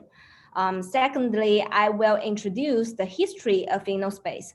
What is it? Where it came from, and what it did and will do to cooperate with land2land for innovation internally and externally. So this can be a great example for you guys to let you know what kind of open innovation has been done and will be done in Shanghai, and what kind of chance you guys will have if you come to Shanghai to do in the market entry. So first, let me give you a brief introduction of land2land. land2land is a Hong Kong listed company in real estate industry, but different from normal real estate company, land2land is also be recognized as one of the pioneer and solution provider in urban innovation. As for today, there are 5 gateway cities that we've already entered. The first one is definitely Shanghai. So we have 5 great communities, giant communities, which all span over like 1 million square meter. So there are 5 of them, as you can see on the PowerPoint. That's Xintiandi Plaza, Xintiandi once, that's Xintiandi, the hub, Ruihong Xinchen Knowledge and Innovation Community. And then we have another one. I didn't put it on it because it's not opening yet, but it will be online at the end of this year. That's Panlong Tiandi. And then the second largest market we entered actually is Wuhan. So it's quite a difficult year for us because of the COVID-19 situation, but we have made it. So right now the operation is back to like 90%. And there are other few cities that we had, as you can see on the PowerPoint, which is Nanjing, Chongqing, and Foshan. Before talking about InnoSpace, I'm going to show you the incubator of InnoSpace. You might wonder why an incubator got an incubator, but actually we did have one. We InnoSpace as an incubator did have an incubator. And here is the story of the incubator of InnoSpace. And that's the KIC project that land2land did. So here is the project, as you can see on the PPT. The real name of this project is Knowledge Innovation Community, but we usually refer to it as KIC. And this project is a joint venture of Yangpu government from Shanghai and also Trail M back in 2003, several years ago, actually 17 years ago. And this project is located in Yangpu district of Shanghai. So the whole master plan is about 1 million square feet. It's huge. And you've seen there are many different components. So this is the residential area, as you can see on your right hand. There's that's the beneath of the University Avenue. That part is kind of like residential area, and let me see. There's also the square center, and there's also the sports center. And there's also the area for the large multinational companies like EMC and also the Oracle. There's the KIC. They are always, all of them are on the KIC Plaza. And there's also an university University Avenue that focus on sort of the low house lifestyle for people. So you have really vibrant little street like a Paris left bank sort of lifestyle. And then you have shops on the first ground on that street. And then and also you even can live on that building on the upper floors. And also you have studio there as well. And we also have university there. As you can see, you can see at the corner of your right hand on the PPT, that's the Fudan University. And actually we have another university called Tongji University, and both of them are the top universities in China. I think maybe top 10. For Fudan it's top 3, and for Tongji there'll be top 10. You might think this community is quite large, mature, and kind of mixture of everything. Like you got university, you got lifestyle, you got residential things, and you got residential plot. You also got the multinational business part. It's really cool. But back to 20 or 30 years ago, here is what it looks like. And I'll give you a brief introduction or background about this area. KIC and Yangpu district used to be the industrial hub for Shanghai by then, like 20 or 30 years ago, where they houses a lot of famous manufacturing houses in Shanghai, and actually contributes like 1/4 of the GDP at that time. But as time evolved and as Shanghai goes towards more of a financial center and a service center, this whole area used to be super glorious, was left behind. So it turns to be sort of like kind of like dilapidated on the Rust Belt area. So in 2003, the Shanghai government came to us, Shuyanland, and say, hey, we want to export something fun here. And do you have any solution to that? And to bring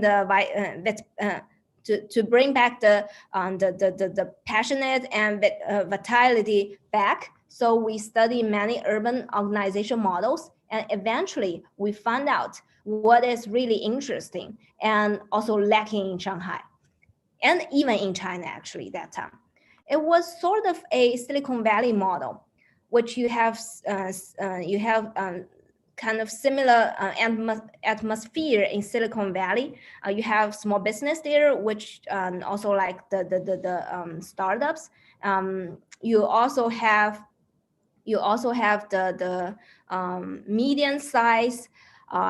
You also have the medium sized companies who's in growth stage and acquired people and knowledge, and you have big technical giant companies, and as well as the universities to support the system as well.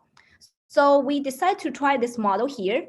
On the left side is the previous plot. You can see the whole plot. You can see there's the industrial part, and there was nothing exist there. And the part on the left is the old housing. It's really old, and to be honest, back to that time, people living there are living in a terrible lifestyle. So we took everything down, and then there are 2 principles that we decided to implement during that period, different from what usually the other developers would do. The first one is to create an environment that fosters technology, innovation, and entrepreneurship. To entrepreneurship that's similar to that of Silicon Valley in USA, like I just mentioned. And the second one is the most important, is even more important, is to provide a knowledge-based work, live, play, learn community inspired by the left bank in Paris. For this part, it's actually focus on the people instead of technology or knowledge, because we think people-centric is always the first thing for innovation, for a city, for a living life.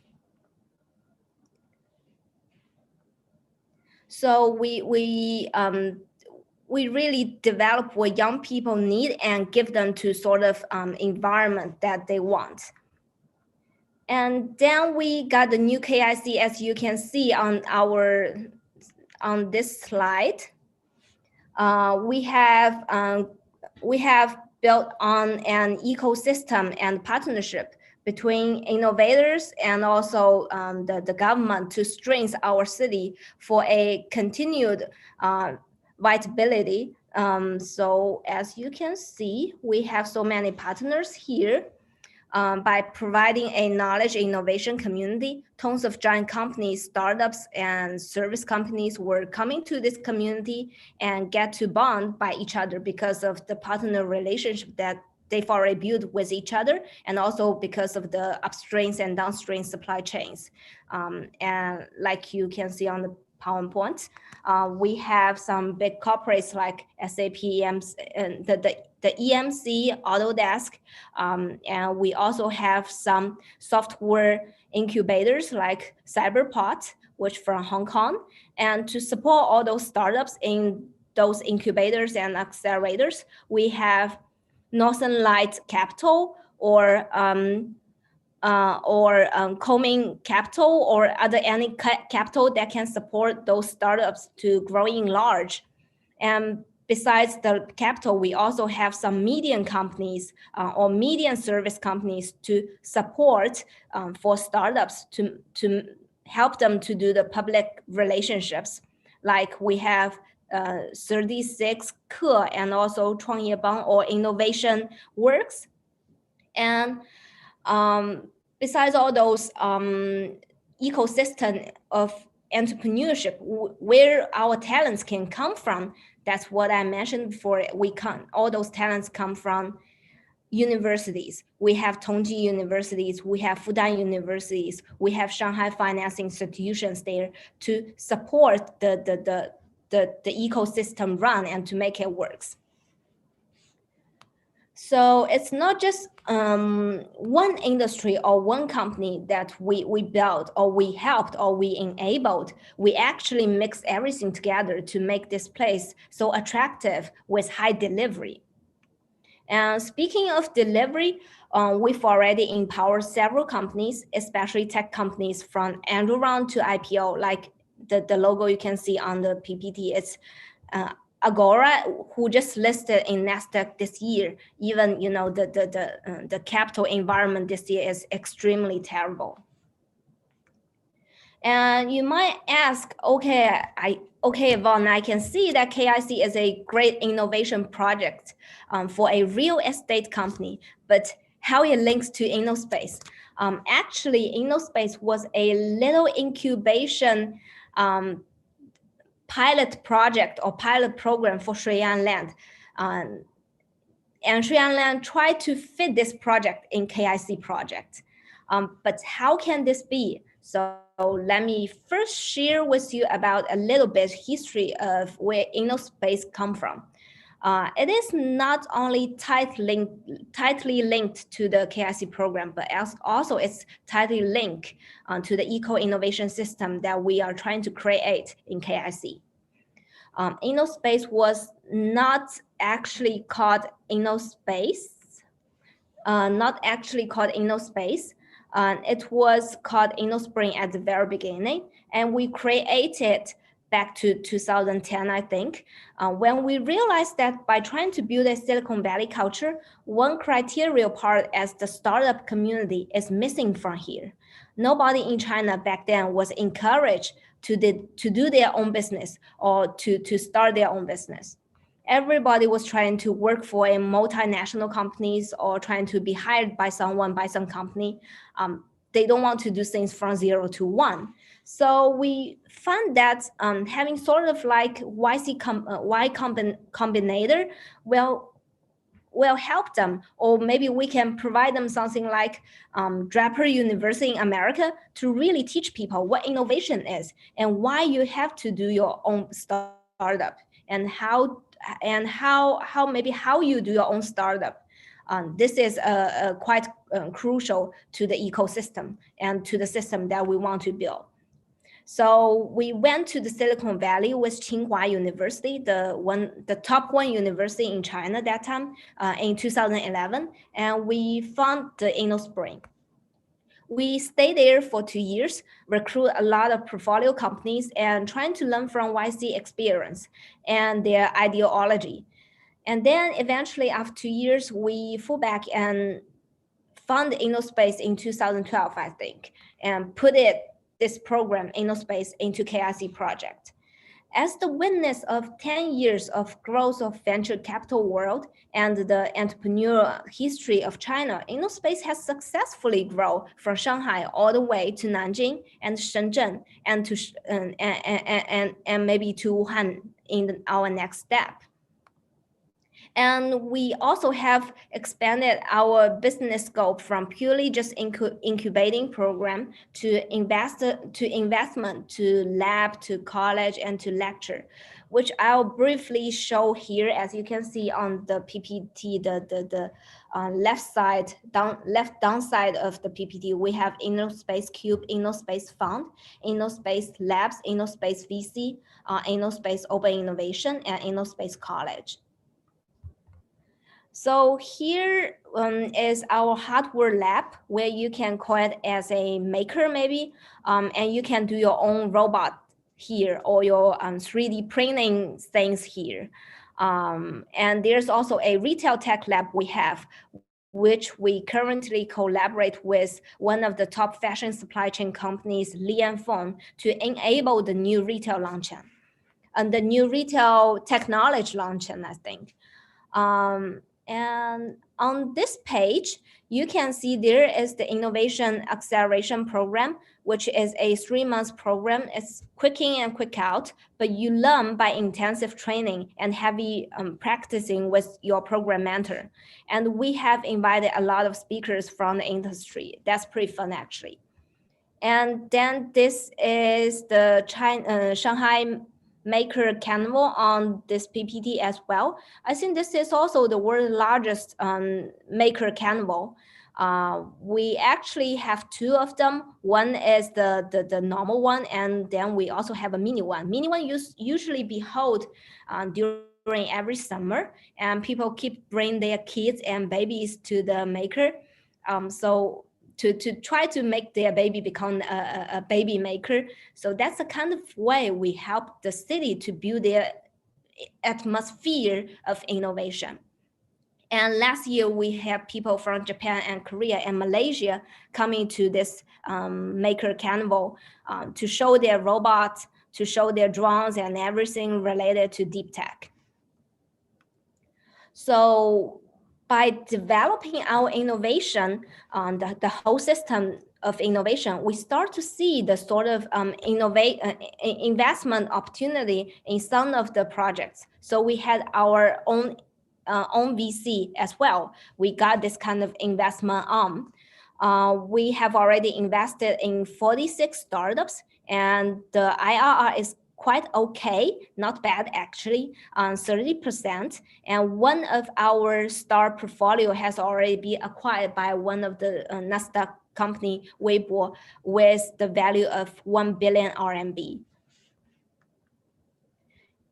And over the past 10 years, we had not only developed sort of like a domestic partnership, but we also expanded widely for our partnership. So as you can see, there's a lot of partnership, and there's some partners from like San Francisco, London, France, Munich, and Korea and Japan. So we really building this open network because we are trying to be a strategy. We are trying to have a strategic advantage of being sort of global perspective companies. So we are trying also to shape in a space to be a to be a different than just a domestic player. We want InnoSpace to be a global player. So there's also companies covering, as you can see on this page. We have like startup community companies, media, HR service, developer service, and also the financial things. and we are still expanding our landscape. And then eventually, I think over the last 10 years of developing innovation system, we come up with our own innovation theory, and we try to have we try to also help other corporates like Siemens and Intel to develop their own incubation program or system or methodology. And we have successfully incubated a project and become really successful pilot project. And actually, it's very interesting because 2 years ago, this startup also incubated another company. So it's really a good story here. So if you think, well, if I stop at this point, you will say, oh, I can see this is a really good story for you guys. Congratulations, you really know how to do the internal innovation and maybe a little bit open innovation. This is such a happy ending. But actually, I will say we are kind of struggle right now.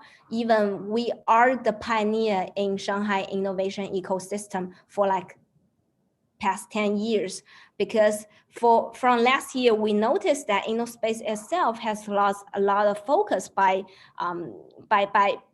messed out, by just gravitate itself from incubation purely to investment, and then to a lot of other stuff like we firstly covering probably just like TMT, and then we cover retail, and then maybe medical, and then deep tech. We're covering a lot of things that we might not be good at.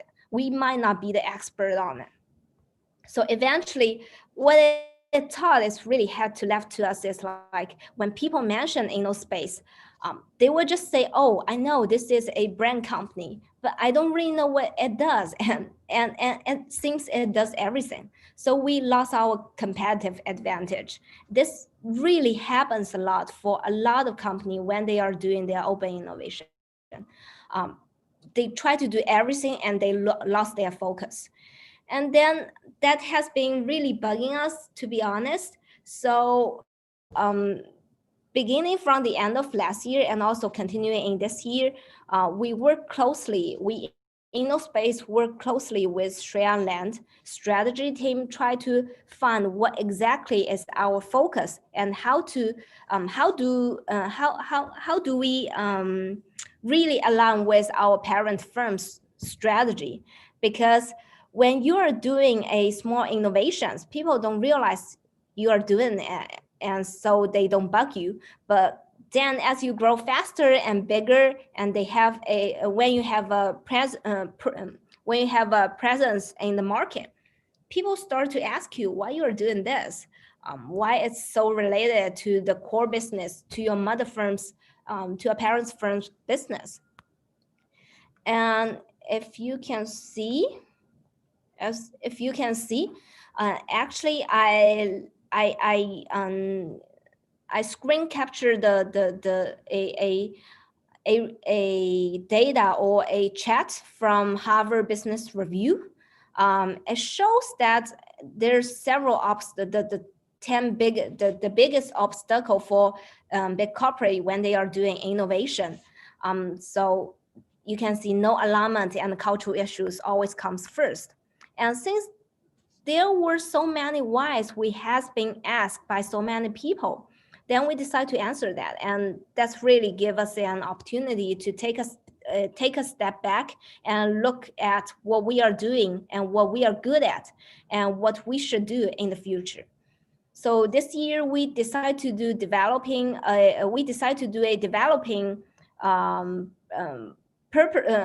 the purposeful and sustainable innovation system to really create real value. The real value means that you have to understand the mother nature of your company and how do we tie up the partnership with two entities, InnoSpace and land2land, and to have a clear focus of area that you want to type in, not just covering so many areas that you being no expert on that.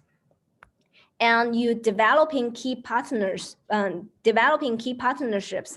that's not only internal but also external.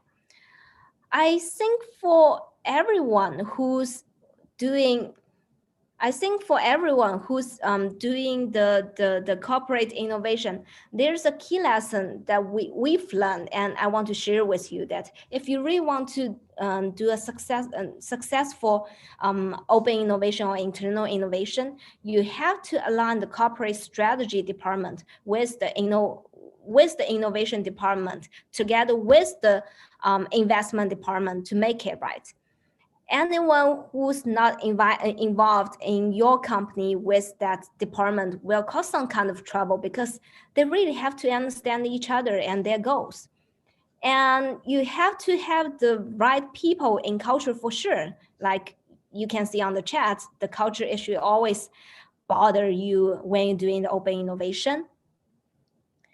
And then you have a monitored impact, like a measurable outcome. So we discussed over about 3 or 4 months later, and then eventually we decide that it has always been grown with the city. That's the mother nature of Shui-An Land as well as for InnoSpace.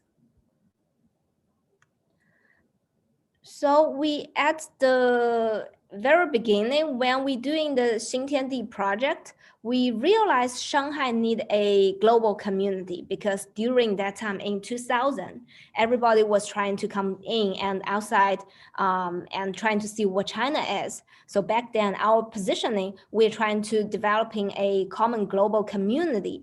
And for the KIC project, we realized Shanghai didn't really have an innovation center. So we just started to do that. And but currently, real estate developers are facing a lot of challenges regarding the topic of future city, because as you see, there's a lot of technology interruptions. And there's a lot of online business has interrupted the physical offline world. So for us, we were really trying to understand that it is the challenge in the top,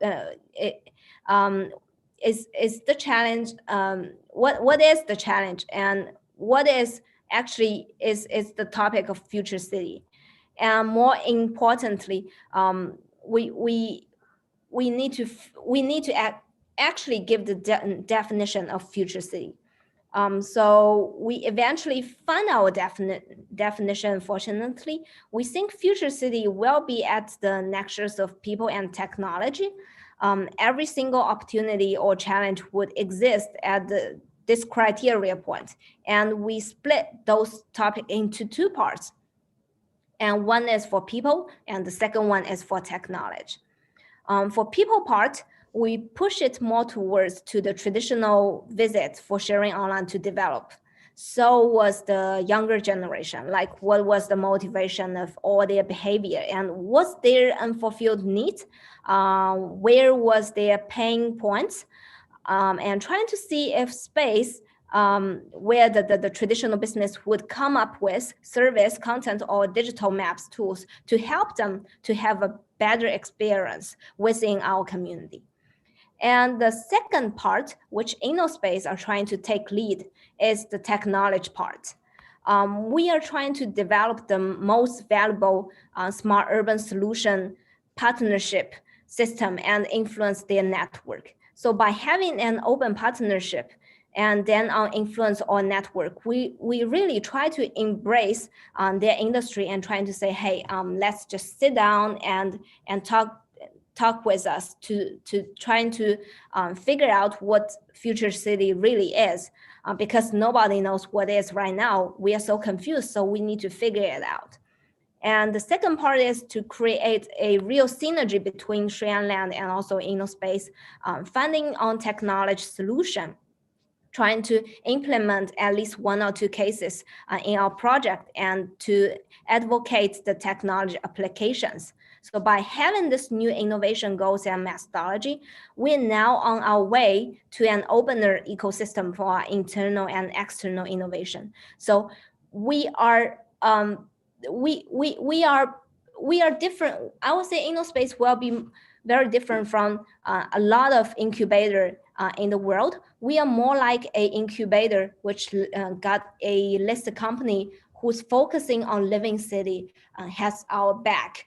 So we will provide solutions to them to test in their business to see if the solution works or not. So we are not only just accelerator, we're kind of like industrial deep incubator. And so maybe I'll stop here. Here is one quote from Professor Ginsburg, and I think it's really suitable for today's sharing.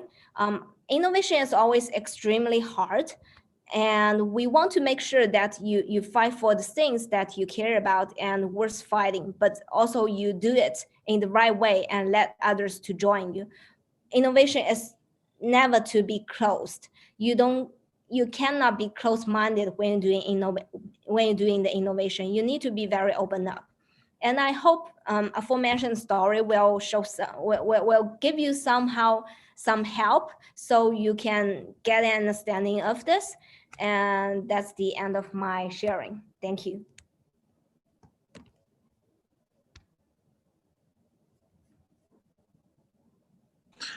Ivan, Miss Ivan. Hi. Hello. Thank you very much for your explanation. Was really a class of how to build an ecosystem. And I myself have a lot of questions to you. And I would like to know how you guys planned from the beginning of this area. How was your master plan for that? And you begin with the buildings, and how do you did that? You bring universities. Is there a checklist for that? Okay. How do you guys plan that? Okay, so maybe I will give you more details about the background of that area. That area, like I mentioned, is a heavy industry area in Shanghai. So the university is always there, the top universities. However, the residential area and also the factory area is kind of broken. So what we did is we want to keep the university. Sorry about that. The residential area also you take it off, or just the industry, heavy industry? We take down. You keep the residences there or not? We partially keep the residential part, but we take most of them down because it's too old. It's even not safe for people living there, actually. Yeah, because please. The people who work in the park, in the area, they live around or where? Yeah, usually they live around. They work in the factory and they live just in the old housing. So it's usually for them, it's very convenient for their working. However, because the factory they relocate the factory to other districts in Shanghai, so it's okay for them to move in. And we also take down partially of their old housing and make new buildings for them. However, some of workers for those factories, they leave the factory and they stay with us. They bought the new apartments that we provide.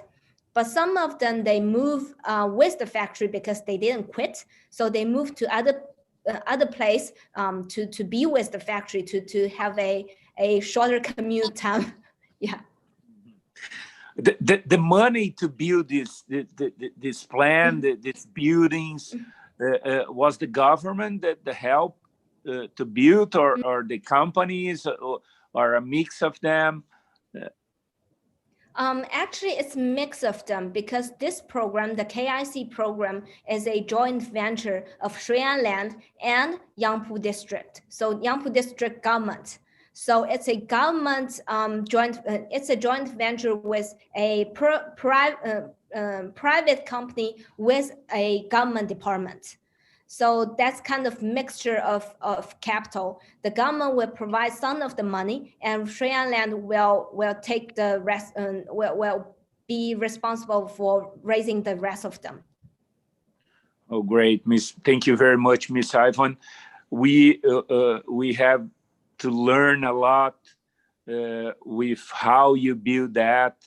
We have many spaces here in Brazil that we, I think that this project like that would help a lot our communities to grow. And we need a help from you guys, and maybe speak later, another meeting to learn how you do that and how we can not just learn that, but how can we bring some Chinese companies to do this exchange in labs here in South America. All right. Yeah. Mr. Ivan, that's great. Thank you very much for your speech, and we are really proud of that. Thank you very much. Thank you for having me. Bye-bye. Bye-bye. Now we are going to speak with Miss Gloria. Gloria joined the Sensor, a unicorn startup into IoT industry in 2015 as a senior operation manager and assistant to the CEO, responsible for interior operations, logistics systems, and overseas customers and investor relations.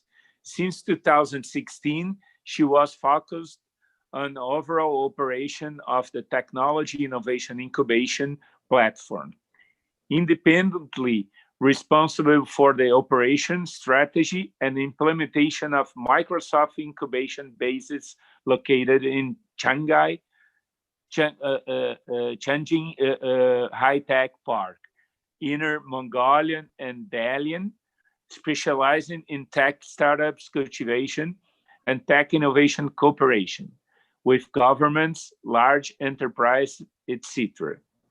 And innovation is a tech innovation platform focusing on cloud computing, IoT, and big data and AI.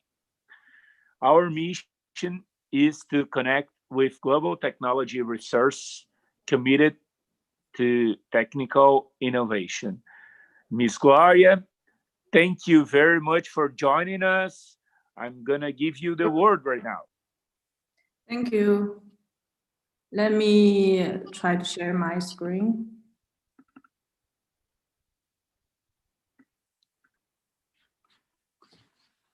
Yes, it's shared. Okay. So, can you see that? Yes, all right, Gloria. You can go on. Okay. Dear entrepreneurs in Brazil, good day to you. And I'm very happy to meet you online. Thanks a lot to the organizers and coordinators from both Brazil and China side. This is Gloria. I'm the founder of Y Innovation. Y Innovation is a tech innovation platform focusing on tech startups in artificial intelligence, Internet of Things, big data, etc. We originated from Shanghai, but provide services in many cities in China. And during the past 4 years, we cooperated with Microsoft on co-establishing innovation centers in different cities. As you know, Microsoft is one of the biggest tech giants in the world, and they are quite good at technologies like AI, IoT, big data, cloud computing, and mixed reality, and so on. And these technologies are now the core elements under the world trends of digitalization. That's why we are always focusing on these tech startups and thinking about how to connect them with vertical industries, which means big enterprises who have digital innovation demands. Thus, tech startups will have more chances to scale up And big enterprises will have more chances to solve their problems during digital operating and transformation. And venture capitals will have more chances to invest really high growth tech startups. But the real task is far more difficult and time consuming than I said. So this becomes our long-term driving force and mission.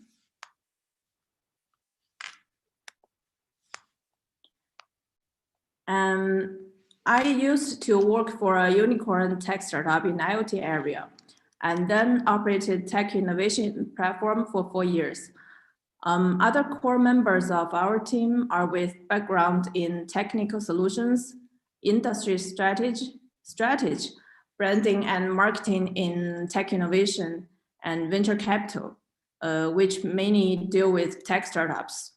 And most of the tech startups on our platform providing solutions to enterprises, but not to consumers. So we can deeply understand technical solutions, the value and the needs of tech startups, and the innovation need of industry enterprises. Now I'd like to talk more about Microsoft. In China, Microsoft innovation strategy has a full coverage of tech startups at different stages. No matter you are just start a project or your company worth $100 million, in Microsoft innovation ecosystem, we are at the middle place and we always have local government as the other partner in this program. Microsoft Accelerator is at the top of the pyramid, which is owned and run by Microsoft itself. Currently, there are 8 accelerators globally, and they have the highest requirements for startups.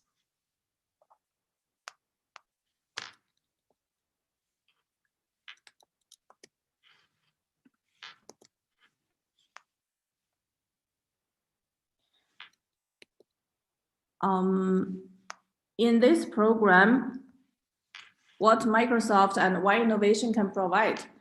Microsoft provides technical supports and also marketing and promotion chances, sales leads, brand endorsement, and so on. With the fund support of local governments, Microsoft products like Azure, O365, and D365 can be provided for free as well. And Y Innovation acts as the companion and bridge.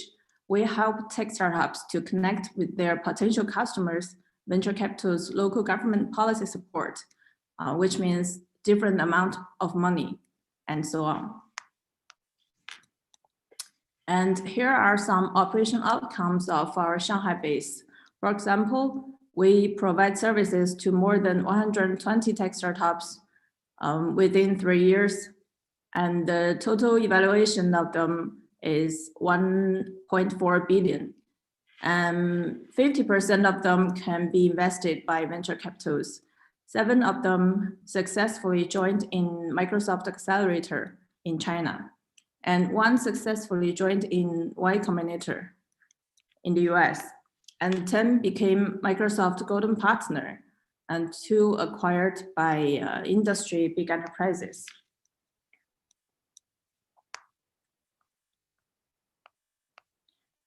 Our tech startups now has the coverage of these technology and industry areas, such as industrial IoT and smart factory, enterprise services, smart city, retail, fintech, agriculture and husbandry, and so on. Here are some partners in our innovation ecosystem. They are big enterprises, also VC venture capitals like 23Seed is also our partner, and also many experts and entrepreneurs in different industries. And also we have many media partners to help our startups to promote and do the PR, yeah.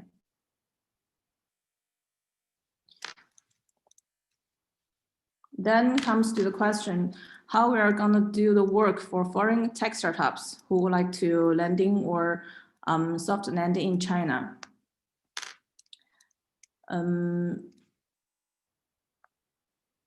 Here are 5 basic steps. Firstly, we need to select the right tech startups that we can help by reading their business plan and talk to each other.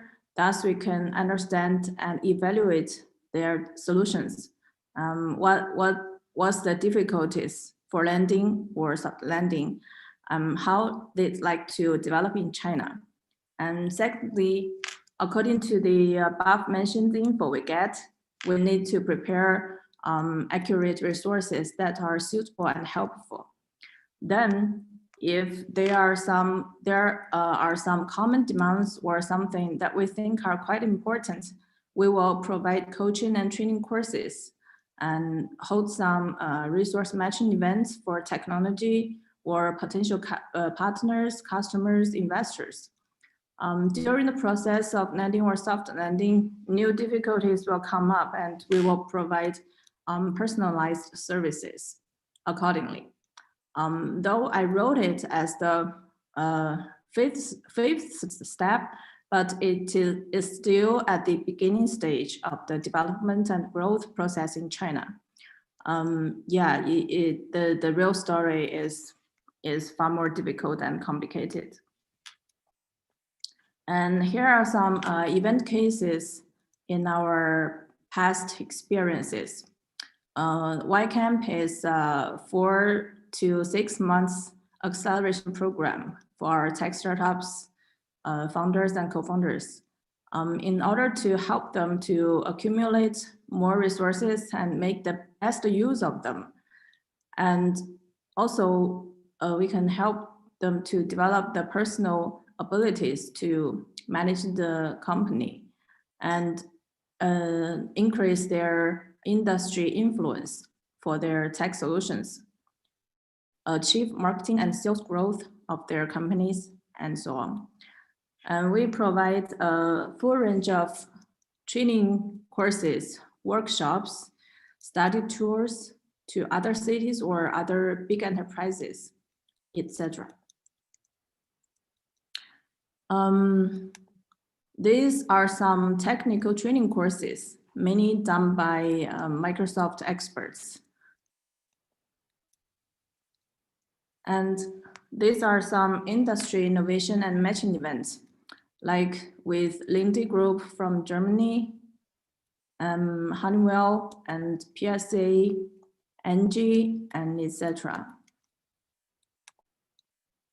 And this matching event was for Holland. This one is for Holland tech startups. We invited local venture capitals and other partners to meet them, and they had a fruitful communication and talks.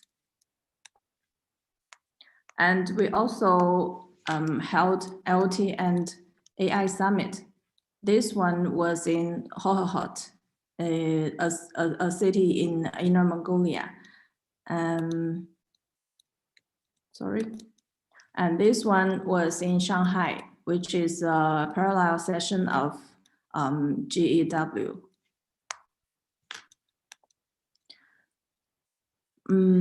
These were our demo days, a chance to promote and increase some influence for our tech startups. And also we have lots of cooperations with big enterprises. Like we help Huatai Securities to operate their fintech innovation ecosystem, not only motivate their internal innovation, but also connect other fintech startups and solutions with Huatai's needs and ecosystems. And this one shows that we cooperated with Jiong Zahng Group and helped to apply various IoT and AI solutions in their AI park, and which is, this AI park is the first industry park with AI and IoT solutions in China. And we also cooperated with Michelin, helped them on their Innovation Acceleration Camp on the subject of tire and digital technology. We just recommended 6 tech startups, and one of them was selected to the final competition. So you can get what do I mean by accurate matching. Okay, that's pretty much I'd like to share today. China is really a very large market, but with really fierce competition. So if you are well prepared and mature enough to enter into Chinese market, I believe all speakers today can provide services in different specialties to you. Thank you very much. Gloria, thank you very much for your explanation. It's really amazing to see how you did business with Microsoft and how you built a whole ecosystem in around that, the accelerator and the other VCs and the other big companies that are supporting this program. Thank you very much. I'm sure that we want to later have some more questions and things, but our team are going get in touch with you guys. So thank you very much. We really appreciate that. You're welcome.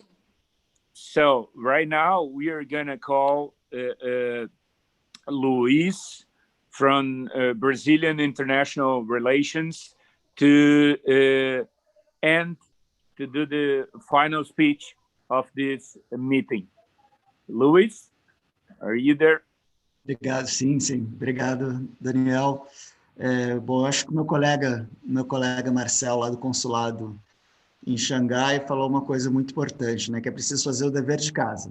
Então, acho que o dever de casa de todo mundo que nos assistiu hoje é continuar nessas conexões, né? Não só com os ambientes de inovação que foram apresentados hoje, todos os contatos estão disponíveis, mas também com as entidades parceiras que organizaram esse evento. Todas têm muito para contribuir e apoiar o processo de internacionalização das startups, né? Especificamente com o mercado chinês, nós temos com a Anprotec, nós temos o iBRICS Network, que é uma rede de parques tecnológicos e ambiente de inovação que conectam os países dos BRICS, e nós deveremos ter atividades em 2021. Dentro do Programa Diplomacia da Inovação, nós estamos já programados incubações cruzadas, presenciais e online, webinars, em vários lugares da China. Então, por favor, acompanhem as mídias eletrônicas dos nossos consulados e da nossa embaixada em Pequim. Eu queria convidar, em nome dos organizadores da Apex Brasil, do Sebrae, da Anprotec, do Ministério das Relações Exteriores, todo mundo continuar essa jornada virtual por ecossistemas de inovação muito promissores, já no próximo mês, já no início do próximo mês, em Boston, que vai acontecer no dia 10 de novembro. Well, I would also like to thank our Chinese friends that are representing innovation areas that are close linked to our consulate in Shanghai.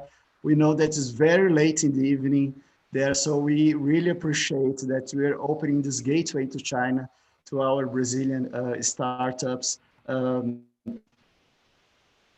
make their soft landing in China easier. So really appreciate that. So thank you very much also for your participation here. That I guess it helped to bring attention for this very promising market. We know that is also a very competitive one, as Gloria has pointed out during her intervention. And but we are quite sure that our Brazilian startups are up to this challenge. So thank you very much again. Daniel, passo a palavra para ti aí para fechar. So guys, thank you very much. We are finishing on time and have a nice evening. Our friends from China, thank you very much for your speeches.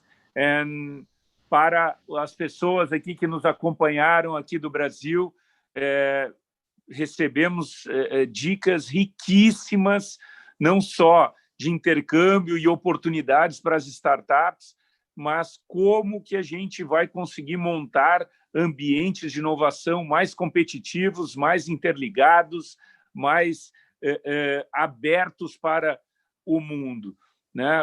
Muito obrigado a todos, muito obrigado, né, aos nossos apoiadores, aos nossos parceiros de programa, e vamos para o próximo agora. Esperamos todos vocês, né, no Land2land Connect Boston. Thank you very much and have a nice evening and a great day here in Brazil. Bye bye, guys.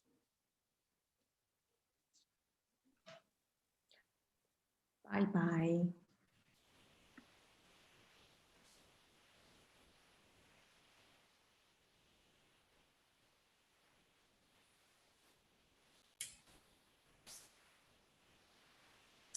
Bom, agora a gente concluiu. Olá, pessoal. Hi, everyone.